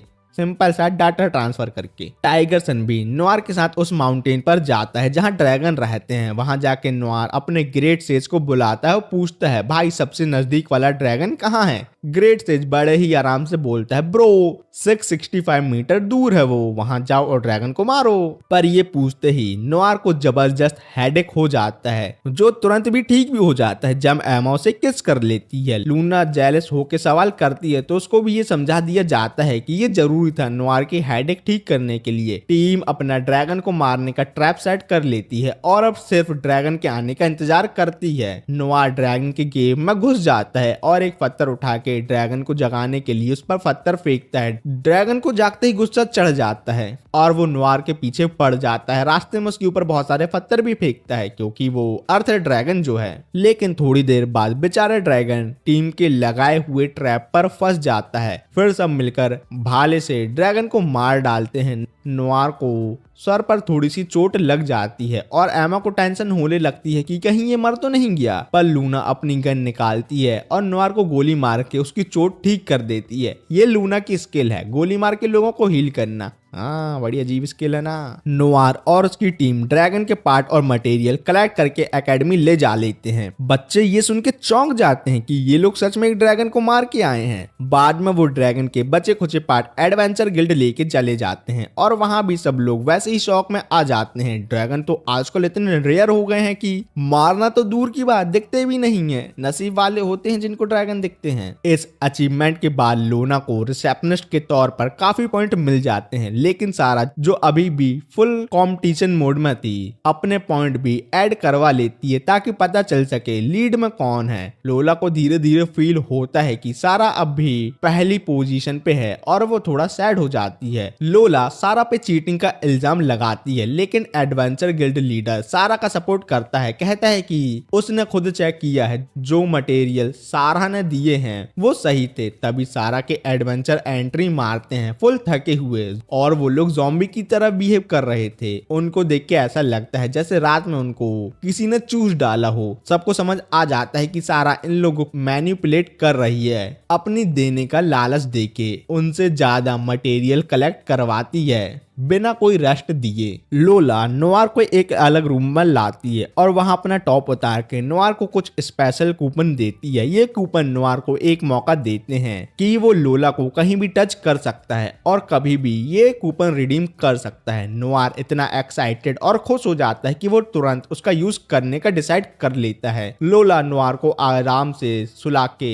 उसकी आंखों पर पट्टी बांध के उसको कंफर्ट करवाती है। वो बताती है कि वो अपने एडवेंचर को हमेशा कंफर्ट कराती है ताकि उनमें हिम्मत रहे अपने मिशन कंप्लीट करने की। नोआर उसको भरोसा दिलाता है कि जब भी लोला को उसकी जरूरत होगी वो उसके लिए हमेशा रेडी रहेगा और उनका ऊपर वाला डाटा ट्रांसफर होता है। बाद में नोआर अपनी टीचर ओलिविया के पास जाता है और उससे रियल मॉन्स्टर मटेरियल के बारे में बात करता है जो लोला को सारा से अगेंस्ट कंपटीशन जीतने में मदद करेंगे। ओलिविया उसे सजेस्ट करती है कि वो डंजन के 7th फ्लोर पर ये मटेरियल ढूंढ सकता है लेकिन वहां के मॉन्स्टर काफी ज्यादा डेंजरस है। ओलिविया नोआर को नई एबिलिटी सीखने की एडवाइस देती है जैसे फायर, वाटर और लाइटनिंग को कंट्रोल करना सीख लो तुम। नोआर ये एबिलिटी सीखने के लिए कुछ एलपी सैक्रिफाइस करने का डिसाइड करता है। ओलिविया उसको मैजिकल फ्यूजन के बारे में बताती है जिससे नोआर अलग अलग एलिमेंट को कंबाइन कर सकता है। नोआर अपने मैजिकल फ्यूजन एबिलिटी को ज़ॉम्बी के एक ग्रुप पर टेस्ट करता है और उन्हें मार गिराता है। उसके बाद उसको रियलाइज होता है कि उसकी पावर काफी ज्यादा बढ़ गई है और वो पहले से ज्यादा स्ट्रॉन्ग फील कर रहा है। इतना कॉन्फिडेंस मिलने के बाद वो 7th फ्लोर एक्सप्लोर करने के लिए निकल पड़ता है और वहां उसको एक फॉरेस्ट दिखाई देता है। जंगल के बीच में एक लड़की दिखती है जो ट्री पे बैठे हुए नोआर को घूर रही थी। जैसे ही नोआर अपने आसपास देखता है उसकी नजर एक पैक ऑफ बैडस वुल्फ पर पड़ती है जो अपने शिकार का खाना बांट के खा रहे होते हैं। अब नोआर अपनी स्ट्रेंथ और उनकी स्ट्रेंथ का कंपैरिजन करता है और तुरंत समझ जाता है ये वुल्फ उससे ज्यादा पावरफुल है। बड़े जल्दी समझ गए यार भैया यार तुम। और ये तो मेरे बस की नहीं है, सोच के वो अपनी जान बचाने के लिए वहां से खिसक लेता है। थोड़ी देर बाद पेड़ से एक लड़की नवार के पास आती है और उसका यहाँ आने के लिए थैंक यू बोलती है। नवार उस लड़की को देख के थोड़ा शॉक हो जाता है क्योंकि वो यंग एमा जैसे दिख रही थी। लड़की फुल ऑन मोड में आके कहती है, अगर तुम मेरी हेल्प करोगे तो मैं तुम्हारी कोई भी रिक्वेस्ट पूरी करने को तैयार हूँ। नवार की आंखें और गोल हो गईं। फिर लड़की अपने असली रूप का खुलासा करती है। वो एक ड्राइड है, यानी इस जंगल और इन सभी पेड़ों की आत्मा, यानी इस जंगल की रानी और मेन बड़े पेड़ की स्पिरिट। थोड़ी देर बाद वो समझाती है कि वो अपनी रूट फैला के जंगल में हर चीज की इंफॉर्मेशन ले सकती है। और जैसे ही नवार आया था उसको अपनी पावर से पता लग गया था कि कोई यहाँ आया है। लड़की थोड़ा ब्लश करते हुए कन्फेस करती है कि उसने अपना ये अपीयरेंस जानबूझकर लिया है। उसे लगा नवार को ये लुक पसंद आएगा। नवार थोड़ी सी ऑकवर्डनेस में ब्लश करके कहता है, देख यार, यंग लड़कियों में मेरा कोई इंटरेस्ट नहीं है और मेन बात तेरे संतरे हैं ना कि तरबूज। उस लड़की का नाम डॉरी है और वो नवार से मदद मांगती है एक गजब के मॉन्स्टर को हराने में जो उसका माना ड्रेन कर रहा है और उसे कमजोर बना रहा है। बदले में डॉरी प्रॉमिस करती है कि वो नवार को 2 ट्रेजर चेस्ट की लोकेशन बताएगी और उसे 8 फ्लोर तक गाइड करेगी। नवार थोड़ा नर्वस होकर मॉन्स्टर के बारे में ज्यादा डिटेल मांगता है और उस डॉरी से कहता है, मैं थोड़ा डरपोक हूँ तो देख लेना भैया, मैं बाद में मना भी कर सकता हूँ। दोनों आखिरकार उस पेड़ तक पहुंच जाते हैं जो डॉरी की असली बॉडी है। वहां डॉरी एक्सप्लेन करती है जो मॉन्स्टर उसे नुकसान पहुंचा रहा है वो एक म्यूटेटेड गोल्डन बी है जो उसके फिजिकल फॉर्म को खत्म कर रही है। नवार अब फुल पैनिक मोड में बी की एबिलिटी को देखता है और फट से डर जाता है। ये तो मुझसे ज्यादा पावरफुल है यार। वो भी डॉरी का माना ड्रेन कर रही है जिससे डॉरी दर्द में गिर जाती है। अब नवार का दिमाग हिल जाता है, एक तरफ अपनी जान की फिक्र और दूसरी तरफ डॉरी की तकलीफ। पहले वो सोचता है कि यार मैं क्यों अपनी जान रिस्क में डालूं किसी अजनबी के लिए। फिर लेकिन पता नहीं उसे क्या होता है, वो डिसाइड करता है कि वो डॉरी की हेल्प करेगा। नवार का हाल थोड़ा खराब हो जाता है बेचारी डॉरी को इतनी तकलीफ पर देखकर, लेकिन साला अपने आप को पावरलेस और फ्रस्ट्रेटेड महसूस करता है इस मूवमेंट में जहां वो अभी कुछ नहीं कर सकता। वो अपने होठ काट के सीधा अपनी टीचर ओलिविये के पास चला जाता है और उसको डॉरी वाली पूरी कहानी सुना डालता है। ओलिविये फुल ऑन टीजिंग मोड में आके मजाक करती है, अरे भाई तू तो प्यार में पड़ गया लगता है उस छोटी सी लड़की के साथ। लेकिन थोड़ा फन करने के बाद ओलिविये एडवाइस देती है कि नवार को इस सिचुएशन से दूर रहना चाहिए क्योंकि वो गोल्डन बी जैसे मॉन्स्टर का सामना अभी नहीं कर सकता। वो उनके सामने पानी कम चाय है, पानी कम चाय। नवार का मन नहीं मानता तो ओलिविये थोड़ी हेल्प करने का प्रॉमिस करती है और उसको एक ऑल्टरनेटिव प्लान बताती है जो उसे जीत दिला सकता है बड़े आराम से। नवार फिर वापस 7th फ्लोर पर जाता है और डॉरी अपनी पावर का इस्तेमाल करके गोल्डन बी का नेस्ट लोकेट करती है। नवार का प्लान सिंपल था, उसने सोचा वुल्फ को नेस्ट की तरफ अट्रैक्ट करेगा और वो बैटल में उसकी मदद करेंगे। लेकिन ऐसा क्यों करेंगे?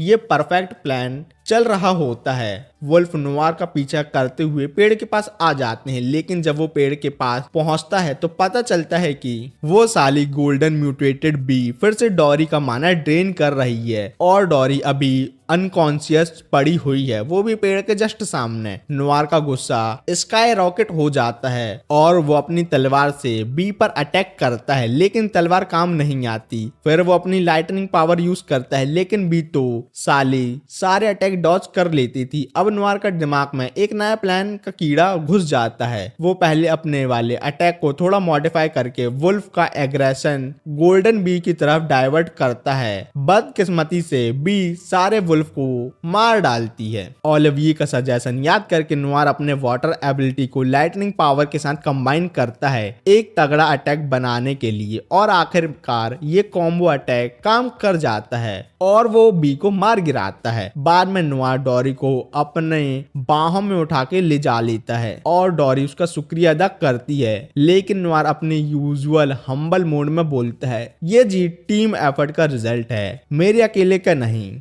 डॉरी फिर ट्रेजर चेस्ट की लोकेशन बताती है। जब नुआर और डोरी चेस्ट खोलते हैं तो उन्हें 2 डैमेज ऑब्जेक्ट मिलते हैं, लेकिन नुआर अपने एनालिटिकल स्किल का इस्तेमाल करके समझ जाता है ये डैमेज आइटम असल में उसके गर्ल्स को पावरफुल एबिलिटी दे सकते हैं। तो नुआर डोरी से अलविदा कहता है, ये प्रॉमिस करते हुए कि वो वापस आके उसके लिए टेस्टी खाना लाएगा अपने वर्ल्ड से। उसने ट्रेजर चेस्ट से मिले एक रेयर ऑब्जेक्ट को लोला को दे दिया। रात को गिल्ड एक कॉम्पिटिशन का आयोजन करती है ताकि पता चले कौन सा रिसेप्शनिस्ट सबसे ज्यादा कॉइन कलेक्ट किए हैं। कॉम्पिटिशन टाइट होता है, लेकिन फाइनली लोला नैरो मार्जिन से जीत जाती है। लेकिन सारा जो हार मानने को तैयार नहीं होती, लोला पर चीटिंग का इल्जाम लगा देती है। लोला शांति से जवाब देती है, बहन बिना एविडेंस के मुझ पर तुम ऐसे इल्जाम नहीं लगा सकती, समझ में आया? नहीं तो पुलिस कंप्लेंट करूं। सारा तो एकदम से चुप हो जाती है और रियलाइज करती है कि लोना का रिस्पॉन्स वैसे ही है जैसा उसने उसे पहले दिया था। अब लोला थोड़ा उदास हो जाती है तो नुआ ट्राई करता है उसे कंसोल करने के लिए, लेकिन इससे पहले कि वो कुछ कह सके सारा उसे एक पेपर देती है। नुआ जब उस पेपर को खोलता है तो उसे पता चलता है कि उसमें सारा के घर का एड्रेस है। और अब तो लोला की जेलसी का फ्यूज उड़ जाता है और वो सारा के पीछे लग जाती है गुस्से में कि ये क्या चालू है, मैंने अभी कुछ नहीं किया और तुमने कैसे सोच लिया कि तुम कुछ कर सकती हो नुआर के साथ। नुआर ने एमा को एक और आइटम गिफ्ट किया जो उसकी विंड एबिलिटी को एनहांस कर सकता है, जो उसे लेवल 7 के ट्रेजर चेस्ट में मिला था। एमा शुक्रिया अदा तो करती है, लेकिन नुआर को लगता है कि उसके चेहरे पर बड़ी सैडनेस वाली वाइब है। फिर एमा नुआर को एक पार्टी के लिए बुलाती है, लेकिन नुआर को पार्टी में जाने का मूड नहीं होता। इसका जवाब एमा फिर ड्रामा मोड में देते हुए बोलती है, अबे उल्लू, तुम्हें कोई फर्क नहीं पड़ता कि तुम मुझे खो दो या नहीं, मेरे को कोई किडनैप करके मेरे साथ डाटा ट्रांसफर कर ले, लेकिन तुम्हें थोड़ी ना कोई फर्क पड़ेगा, तुम्हारे पास तो मुझसे ज्यादा अच्छी अच्छी लड़कियां हैं। और ये सब कहने के बाद क्लासिक हीरोइन स्टाइल में वहां से भाग जाती है। बाद में नुआर अपने घर वापस आता है और देखता है पूरा परिवार आंसुओं में डूबा हुआ है। पता चलता है कि इनका स्टेटस इतना लो है कि कोई भी लोग इन नल्लों और गरीब को अपना स्टोर रेंट पर नहीं देना चाहते, क्योंकि ये बैरन स्टेटस के सबसे ज्यादा लो वाले और गिरे हुए मेंबर में से एक है। और इसी वजह से नुआर पार्टी में नहीं जाना चाहता, क्योंकि उसको डर लग रहा है कि बाकी लोग उसके बारे में क्या सोचेंगे। लेकिन फिर नुआर अपना मन बना लेता है और डिसाइड करता है, भाई चलो पार्टी में चलते हैं, ज्यादा से ज्यादा क्या होगा, कोई मेरी बेइज्जती करेगा, मेरे को उठा के फेंक देगा ना, बस इससे ज्यादा क्या ही कर लेगा।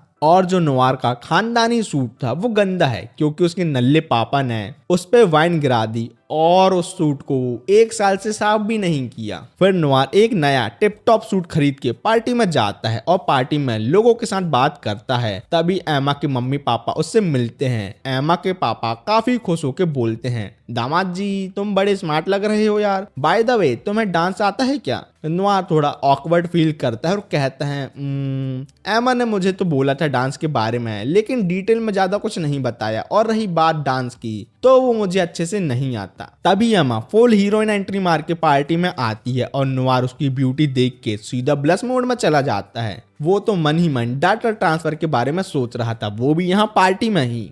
लेकिन पूरे सीन का मूड तब खराब हो जाता है जब एक काउंट अनाउंसमेंट करने लगता है। उसको फैंटम नाम के एक फेमस चोर ने धमकी दी है कि उसकी प्रीसियस मरमेड टीयर वो लूटने वाला है। काउंट चिल मोड में सबको बोलता है, अरे टेंशन मत लो, मेरे ट्रेजर तो स्ट्रॉन्गेस्ट गिल्ड के एडवेंचर प्रोटेक्ट करेंगे। नुआर की हवा टाइट तब होती है जब उसे एक गिल्ड की लड़की मिलती है जो उसकी उम्र के बराबर की ही है, लेकिन स्ट्रेंथ में उसकी डबल और हैवी निकलती है। पार्टी का रियल गेम तब शुरू होता है जब डांस का टाइम आता है और नुआर को याद आता है कि मुझसे तो डांस बिल्कुल नहीं आता, मैं तो नल्ला हूँ डांस के मामले में, बाकी मामलों में भी। इस दौरान एक लड़का माइक एमा को डांस के लिए इन्वाइट करता है, लेकिन एमा उसकी बत्ती गुल कर देती है और मना कर देती है, बोलते नहीं भैया मेरे को तेरे साथ डांस नहीं करना, छपरी लोग साथ डांस नहीं करती मैं। माइक को छपरी सुन के थोड़ा शौक लगता है, लेकिन वो अपना टारगेट शिफ्ट कर लेता है नुआर पे। जब उसको पता चलता है वो एक बैरोनेट है तो वो नुआर को चैलेंज कर डालता है डांस ऑफ के लिए,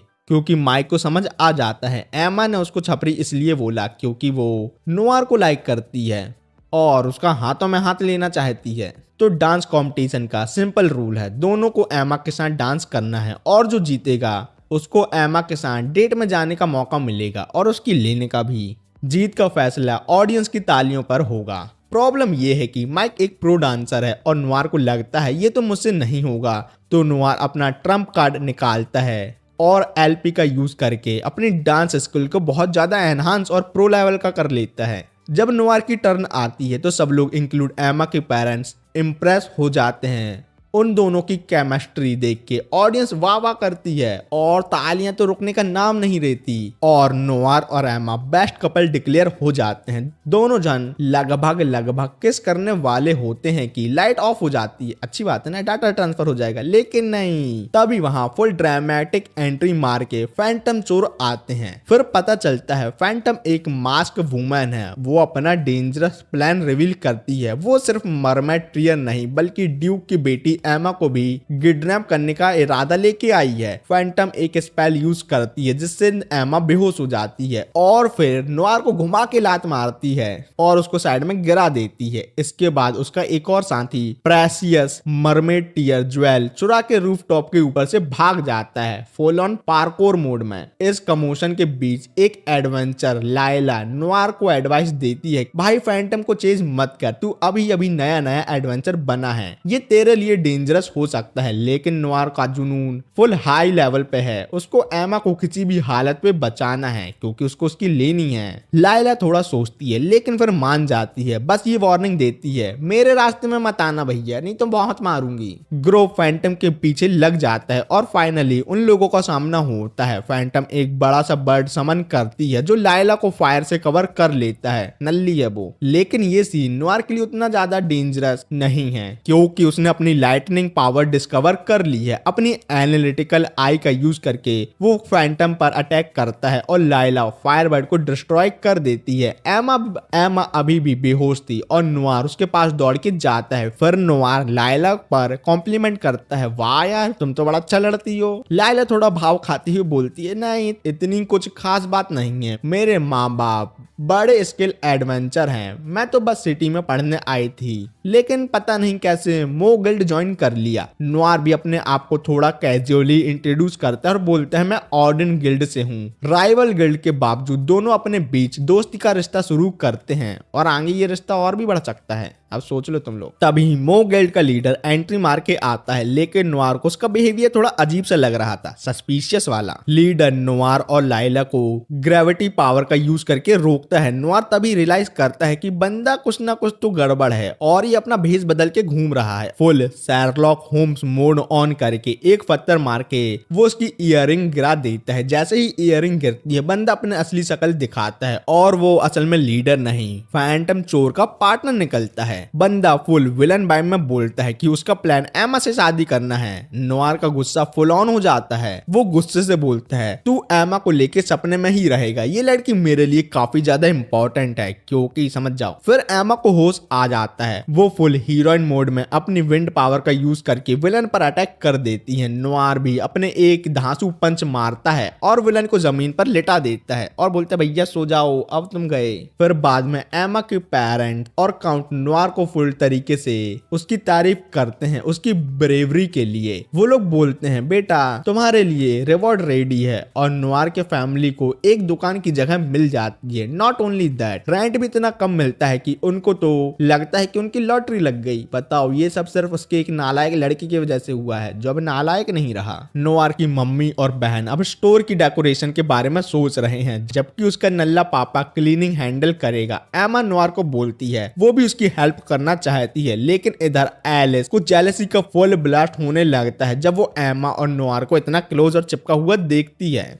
अगले दिन स्कूल में प्रोफेसर एलेना इंट्रोड्यूस करती है लाइला को एज अ न्यू स्टूडेंट जो अभी अभी विदेश से आई है। एलेना ये देख के सरप्राइज होती है कि लाइला पहले से ही एमा और नोवार को दोनों को जानती है। प्रोफेसर लाइला को फिर उन्हीं दोनों के साथ बैठा देती है, बोलते जानती तो हो तुम उन दोनों को, उन्हीं के साथ बैठ जाऊं। लेकिन इस सब से नोवार के लड़के लोगों की बहुत ही ज्यादा जल जाती है, क्योंकि उनको लगता है नोवार की लाइफ में सिर्फ मजे ही मजे हैं। पहले तो उसके पास एक तरफ है एमा और अब आ गई दूसरी तरफ नई नई लड़की। बाद में एकेडमी के बच्चे प्रिपेयर होते हैं एक खास आउटडोर ट्रिप के लिए जो है हॉट स्प्रिंग के मजे लेना। जब सब निकलने लगते हैं प्रोफेसर एलेना थोड़ा ज्ञान बताते हुए कहती है ये जगह जितनी शांत और सुकून भरी दिखती है उतनी है नहीं, यहाँ है एक ट्विस्ट, और वार्निंग देते हुए कहती है रास्ते में हमारा मॉन्स्टर से सामना हो सकता है। क्लास के कुछ लड़के तो फुल एक्साइटेड हैं एमा को नहाते देखने के लिए। एमा और बाकी लड़कियां नुआर को बोलती हैं सुनो बाबू ये लड़के जो भी झोल झपाट कर रहे हैं ना, लेकिन इनमें से कोई भी लड़का हमारी बॉडी और हमारी ना देख पाए, तुम देख लो तो चले, लेकिन इनमें से कोई नहीं, समझ जाओ। इस सब की जवाबदारी अब तुम्हारे ऊपर है। जब ग्रुप वॉक कर रहा होता है तब एक फेरी आ जाती है जो लड़कियों को बहुत ज्यादा क्यूट लगती है, लेकिन नॉर अपनी एनालिटिकल आई से नोटिस करता है ये फेरी वैसे तो सीधी सादी दिखती है लेकिन उतनी है नहीं, क्योंकि इसके पास मॉन्स्टर को कंट्रोल करने की ताकत है और ये सबको उल्लू बना सकती है। फेरी बोलती है कि तुम लोग हॉट स्प्रिंग जा रहे हो ना, मेरे पास एक शॉर्टकट रास्ता है जो केव से होते हुए जाता है और सीधा हॉट स्प्रिंग पर निकलता है, बताओ चलोगे? लेकिन केव के अंदर नुआर अपनी तलवार निकाल लेता है। फेरी थोड़ा ड्रामा करती है, बोलती है अरे शॉर्ट क्यों निकाल रहे हो, लड़ाई से मेरी फट जाती है। नुआर को कोई फर्क नहीं पड़ता इसकी फटे या चार हो जाए। नुआर बोलते हैं मैडम जी मेरी भी फटती है ऐसी केव में बिना हथियार घूमने में। नुआर को आगे केव में एक वॉल दिखती है और उसके अंदर रहते हैं बहुत सारे होल और वो समझ जाते हैं आगे कोई ना कोई ट्रैप है। जैसे ही नुआर फेरी का असली प्लान एक्सपोज करता है फेरी का मास्क उतर जाता है और उसका असली रूप सबके सामने आ जाता है और उसी वक्त होल में से एक आर्मी ऑफ मॉन्स्टर निकलते हैं जो फेरी के कंट्रोल में है क्योंकि वो मॉन्स्टर को कंट्रोल कर सकती है, ये उसकी स्किल है, मैंने बताया था ना। लेकिन सभी स्टूडेंट फुल जोश में है, लड़कियों को नहाना है और लड़कों को उन्हें नहाते हुए देखना है, इसलिए वो सब फटाफट मॉन्स्टर को मार गिराते हैं। इस इंसिडेंट के बाद प्रोफेसर सबको फिर से ज्ञान पेलने लगती है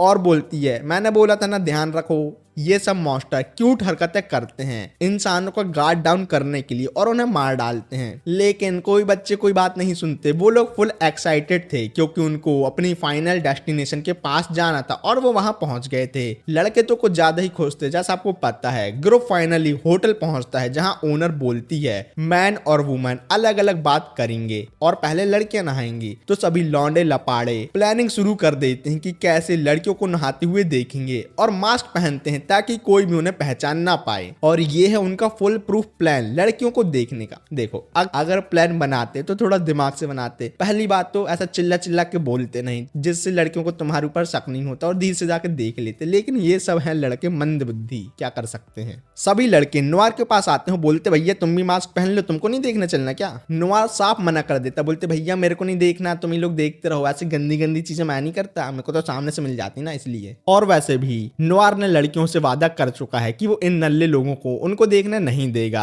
अब सब लड़के नुआर को गद्दार घोषित कर देते हैं और उसका पीछा करने लगते हैं सीधा हॉट स्प्रिंग की तरफ जहां लड़कियां नहा रही हैं। लेकिन प्रोफेसर हीरो बन के आती हैं और अर्थ वॉल बनाती हैं जिससे लड़के उसमें जाके क्रैश हो जाते हैं। प्रोफेसर फुल स्वैग में बोलती है अब मुझे कोई रोक नहीं सकता और मेरे से आगे कोई जा नहीं सकता, जाके बता दो तो मान जाऊं। नुआर लड़कों के लीडर को पकड़ लेता है जो फिर अपना दुखड़ा सुनाता है। भाई ने अपनी सारी सेविंग इसलिए उड़ा दी कि वो बॉडी और मसल बनाए क्योंकि उसे सिर्फ अपने क्लासमेट को नहाते हुए देखना है। भाई की डेडिकेशन देख रहे हो, बताओ इतने में तो नई रस्सियां न जाती। जैसे ही वो अपनी ट्रांसफॉर्मेशन दिखाता है वो खुद भी कमेंट करता है देखो भाई कितना हो गया ना हट्टा कट्टा, सब लड़कियां मेरे डोले सोले में फ्लैट हो जाएंगी। नुआर उसे समझाने की कोशिश करता है अरे भाई ये सब जरूरी नहीं है, टाइम आने पर तुम्हें मिल जाएगा, अभी तुम्हारा टाइम नहीं आया। लेकिन लीडर फिर भी अटैक कर देता है। Noir full hero mode on करके उसको पकड़ के धरती पर पटकता है। फिर एक और सर्किट क्लासमेट लड़कियों के बाथरूम की तरफ भाग जाता है। वॉर मोड में नुआर उसका भी पीछा करता है क्योंकि वो नहीं चाहता कि कोई और लड़का अंदर घुसे, लेकिन वो लड़का फुल तेजी निकालता है और पूल तक पहुंच जाता है, वो भी नुआर के साथ। नुआर अपनी आंखें तो बंद कर लेता, नहीं नहीं मां नहीं देख सकता, पाप है पाप। और ये ज्ञानी भैया सामने से लड़कियों को बोलते यहाँ से जल्दी भागो, यहाँ एक लड़का आ गया, मतलब दो आ गए। लेकिन जैसे ही नुआर अपनी आंखें खोलता है समझता है कि लड़कियां तो फुल ड्रेस ऑन है। ये कैसा प्लॉट ट्विस्ट है। अरे मैं बताता हूँ ना, प्रोफेसर एलेना ने सभी से पहले ही बोल दिया था कि कपड़े मत उतारना, क्योंकि ये सब नोआर को टेस्ट करने का प्लान था। बताओ कितना बड़ा प्लान बना के बैठे थे सब लड़कियां। उनको देखना था कि लड़कों के ग्रुप में नोआर शामिल होता है कि नहीं। लेकिन नोआर पूरा थक चुका है, सबको रोकने में अपनी एनर्जी उसने यूज कर डाली और पानी में बेहोश हो जाता है। जब नोआर को होश आता है वो हॉट स्प्रिंग में होता है अपने क्लासमेट के साथ, मतलब लड़कियों के साथ। प्रोफेसर आके उसे कहती है, बेटा बस एक टॉवल अपनी कमर के पास और एक और से अपनी आंख को कवर कर लो, बाकी किसी चीज की टेंशन मत लो, मैंने सभी लॉन्डो को कमरे में लॉक कर दिया है। अब नोआर ने लड़कियों का टेस्ट पास कर लिया है, उसका रिवॉर्ड तो उसको मिलना चाहिए ना। प्रोफेसर एलेना उसको स्पेशल परमिशन देती है कि वो लड़कियों के साथ चिल कर सकता है हॉट स्प्रिंग में। कुछ लड़कियां नोआर को अपने तरबूज के मजे देती हैं, जिसमें प्रोफेसर एलेना भी शामिल है। और नोआर अब रियलाइज करता है कि इस सब से उसने 10,000 LP कमा लिए हैं।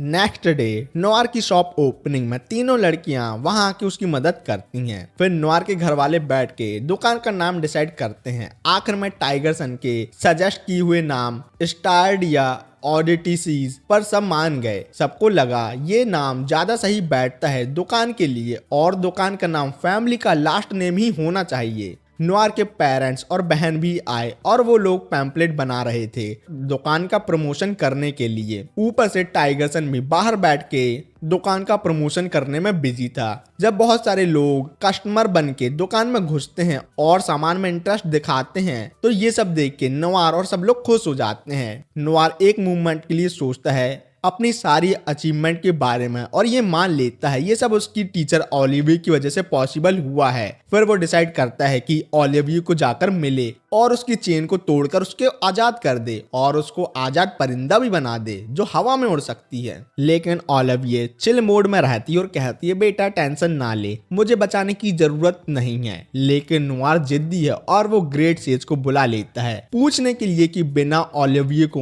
नुकसान पहुंचाए या मारे उसकी चेन कैसे तोड़े। ग्रेट सेज बताता है, एक क्लू मिला है बेटे, उसके लिए तुमको डंजन के 15th फ्लोर पर जाना होगा। नोआर फटाफट डंजन में घुस जाता है, लेकिन 14th फ्लोर पर एक चालाक टेस्ट उसे मिलता है। दो रास्ते होते हैं, एक 2 लोगों के लिए और दूसरा एक बंदे के लिए। नोआर एक बंदे वाला रास्ता चूज करता है, लेकिन उसका पोपट हो जाता है क्योंकि उस रास्ते पर एक पतली सी रस्सी जैसा रास्ता होता है और अगर नोआर नीचे गिरता है तो वो छेदी सिंह बन जाएगा क्योंकि नीचे बहुत ज्यादा कांटे लगे हुए हैं। और मेन बात तो ये, उसको ये रास्ता बिना कोई सुपर पावर के पार करना होगा। नोआर को समझ आता है ये रास्ता तो आसान नहीं होने वाला और उसकी लगने वाली है, तो नोआर अपनी बंदी एम्मा से एडवाइस लेने चला जाता है। दोनों एक पार्क में मिलते हैं और नोआर अपनी पावर के बारे में और डंजन का राज एम्मा को बता देता है। उसके साथ ये भी शेयर करता है कि ओलिविया को उसकी चेन से आजाद करने का उसे जुनून सवार है। एम्मा अपना हाथ पकड़ के कहती है, चिल मार, मैं तेरे साथ हूं ना, तू मुझ पर भरोसा कर सकता है, मैं तेरी पूरी हेल्प करूंगी जैसे अभी तक करते हुए आई हूं। नोआर डिसाइड करता है कि वो एम्मा को लेके 2 बंदे वालों रास्ते पर जाएगा क्योंकि ऐसा लगता है कि वो थोड़ा इजी होगा। जब वो दोनों उस रास्ते से गुजरते हुए एक रूम में घुसते हैं, उनका स्वागत छोटे छोटे गॉब्लिन मिलकर करते हैं और डिमांड करते हैं कि अपने हथियार और अपना खाना दे दो। नोआर अपनी डायमेंशनल पॉकेट की पावर यूज करके गॉब्लिन को कुकीज देता है। गॉब्लिन कुकीज को देख के पहले तो थोड़ा कंफ्यूज हो जाते हैं, बोलते ओ ये क्या है, आज तक नहीं खाया मैंने। लेकिन जब खाते हैं तो उनको कुकीज इतनी पसंद आती है कि वो तो पागल हो जाते, ओ भगवान क्या मिल गया हम लोग को ये, आज तक हमने ये क्यों नहीं खाया। लेकिन नोआर हो गया थोड़ा बहुत चालाक, वो नेक्स्ट टाइम कुकीज में पॉइजन मिला के देता है और बेचारे छोटे छोटे गॉब्लिन निपट जाते हैं। आखिरकार गॉब्लिन को मारने के बाद वो दोनों 15th फ्लोर पर पहुंच जाते हैं और एक रूम में आते हैं। वहां जाके वो देखते हैं कि ओलिविया चेन में बंधी हुई है। नोआर शॉक में आ जाता है ये सोच के कि मास्टर की जुड़वा बहन है क्या, एक ऊपर और एक नीचे। फिर एम्मा अपने विंड मैजिक का यूज करके इस ओलिविया की चेन तोड़ देती हैं जो गोल्डन कलर की थी। लेकिन जैसे ही वो दोनों ओलिविया के पास जाते हैं, वो लोग समझ जाते हैं ये कोई जुड़वा बहन नहीं है, ये ओलिविया की एक क्लोन है। नोआर ओलिविया पर अटैक करता है, लेकिन नकली ओलिविया नोआर के स्टोन बुलेट को एक झटके में तोड़ देती है और फायर ड्रैगन पंच मार के एम्मा को गिरा देती है। दोनों लोग कुछ करने की कोशिश करते हैं लेकिन कुछ काम नहीं करता। फिर नोआर भगौड़ा बनते हुए पोर्टल बना के वहां से भाग जाता है। फिर नोआर और एम्मा वापस अपने असली टीचर के पास आते हैं जो है असली ओलिविया। जब ओलिविये एमा को देखती है तो वो थोड़ा जेलस होती है। नोवार दोनों को इंट्रोड्यूस करता है और बताते हैं कि ये जो ओलिविये दिख रही है वो है असली ओलिविये और जो हमें नीचे मिली थी वो थी नकली ओलिविये। एमा बहुत स्मार्ट बनते हुए बोलती है और पूछती है, ओलिविये क्या तुम्हारा कोई वीक स्पॉट है जिससे हम नकली ओलिविये से लड़ाई जीत सकते हैं? ओलिविये थोड़ी मस्तियां मारते हुए कहती है, अरे ये तो मैं नहीं बताने वाली क्योंकि तेरा दिल मेरे दिल से बहुत बड़ा है। लेकिन पर हंस के बोलते हैं मैं तो मजाक कर रही थी, तो मैं अपनी जान रिस्क पे डालने की जरूरत नहीं है, वो भी मेरे लिए। फिर नोआ थोड़ा सेंटी हो जाता है और ओलिविये से पूछता है, तुम मेरे साथ इतनी अच्छी क्यों हो? मैं तो तुमको जानता भी नहीं था, लेकिन तुमने मुझे अपनी पावर पहले ही मुलाकात में दे दी। लेकिन मैंने तुम्हारे लिए अभी तक कुछ भी नहीं किया, अभी तक मैंने तुम्हारी जान भी नहीं बचाई। शहर वापस पहुंचते ही एमा एक आइडिया देती है, नोवार मेरे डैड के एक हिस्टोरियन दोस्त से मिल ले, शायद उसे कुछ क्लू मिल जाए ओलिविये के वीक पॉइंट के बारे में, ताकि हम उस कॉपी को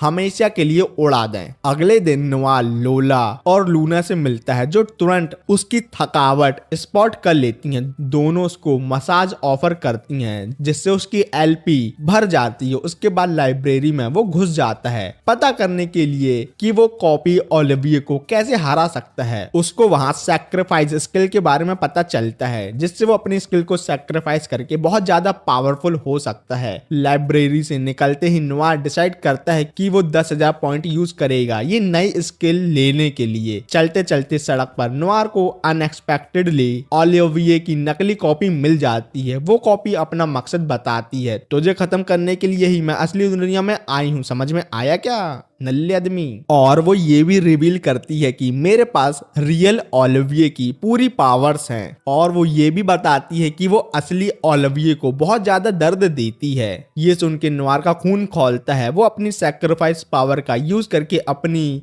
दूसरी एबिलिटी ट्रेड करता है ताकि एक्स्ट्रा स्ट्रेंथ मिल पाए। फिर एक बड़ा सा लाइटनिंग बोल्ट फेंकता है उस कॉपी पर, लेकिन वो इजीली डॉज कर लेती है। बदले में कॉपी अपनी तलवार से नोवार को छाती पे एक कट मार देती है। जैसे ही वो धीरे धीरे नोवार की तरफ आगे बढ़ती है अपना फाइनल अटैक करने के लिए, और नोवार भैया को समझ में नहीं आता कि वो बचने के लिए क्या करें। असली ओलिविये को डंजन में एहसास हो जाता है कि नोवार मरने वाला है, लेकिन वो कहती है नोवार अभी नहीं मरो। उसी टाइम ओलिविये को 200 साल पुरानी अपनी एक मेमोरी याद आती है जब एक छोटे लड़के ने जो नोवार की तरह ही दिखता था बार बार उसे टीचर बनने के लिए कहा था, लेकिन ओलिविये ने हर बार उसे मना कर दिया था, बोलते मानिए शिकारी तेरे को भाग इधर से। जैसे जैसे वक्त गुजरता रहा ओलिविये उसकी डेडिकेशन देखकर उससे धीरे धीरे अटैच हो गए, लेकिन फिर एक दिन ट्रेजेडी हो गई जब उसने सुना कि वो लड़का मारा गया, वो भी अपनी बहन को बचाने के लिए। वो भी ओलिविये से मिली हुई नॉलेज से उसने गोलम से लड़ाई की थी लेकिन हारा गया। ओलिविये का ये सोचकर ही दिल टूट गया कि वो मारा गया है। ओलिविये उसकी कबर पर गई और बहुत ज्यादा रोई, ये सोचकर कि अगर उसने उस लड़के को अच्छे से सब कुछ सिखाया होता तो शायद तक आज वो उसके सामने जिंदा खड़ा होता। फिर 200 साल तक डंजन में बंद रहने के बाद ओलिविये की जिंदगी तब बदली जब नोवार आया जो सेम टू सेम उसी लड़के के जैसे दिखता था जो 200 साल पहले मारा गया था। ओलिविये के मन में बहुत गिल्ट था। पहले मुलाकात में ओलिविये ने नोवार को अपनी पूरी पावर दे दी, बस ये सोचकर कि क्या पता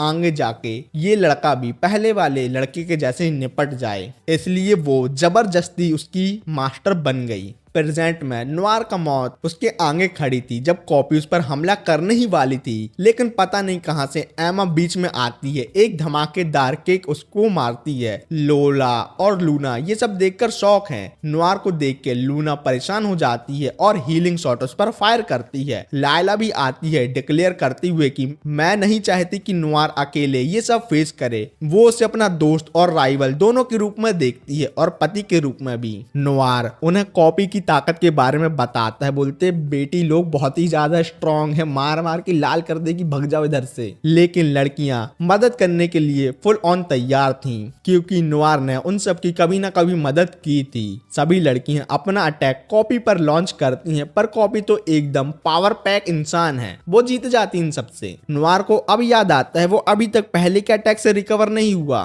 लूना की हीलिंग एबिलिटी घंटा कोई काम नहीं आई। जैसे ही कॉपी एमा की तरफ बढ़ती बढ़ती है। लोला बैरल उठा उठा के उसके ऊपर मारती है, लेकिन कॉपी एक बैरल को आसानी से वापस कर देती। ले बहन तू ही रख ले। लूना जल्दी से लोला और एमा को हील करती है। जब नुआर अपनी एडिट स्किल का इस्तेमाल करके कॉपी की शॉट की ताकत को नलीफाई करता है ताकि लायला उसे तोड़ सके, लेकिन कॉपी फिर से काउंटर अटैक करती है और फायर ड्रैगन पंच से नुआर को जमीन में गिरा देती है। पहले तो नुआर सिर्फ चिल्ला रहा होता है, लूना लायला को हील करो, क्योंकि कॉपी ने सब पर स्पेल डाला है। अब सब लड़कियां उसके एन्चांटमेंट में फंस गई हैं और कुछ नहीं कर पा रही। कॉपी फिर से नुआर की तरफ फायर का एक और वेव लॉन्च करती है। नुआर रियलाइज करता है कि कॉपी ने उसकी एबिलिटी को स्लो कर दिया है। प्रेशर महसूस करते ही नुआर स्ट्राइक से बचने की कोशिश तो करता है, वो भी अपने स्टोन बुलेट से, लेकिन कॉपी उसे वापस से मार गिराती है। कॉपी नुआर से कहती है हार मान लो, लेकिन नुआर की आंखों में एक चिंगारी है जो कह रही है मुझे ओलिविये को आजाद करना है, मैं हार नहीं मान सकता और उसको आजाद करके उसको आजादी दे दूंगा। नुआर अपना करेज इकट्ठा करता है और एक बार फिर अपना सैक्रिफाइस पावर एक्टिवेट करता है। एक पावरफुल अटैक लॉन्च करता है कॉपी के खिलाफ और पहली बार उसे खुद को डेंजर महसूस होता है, लेकिन ओ नो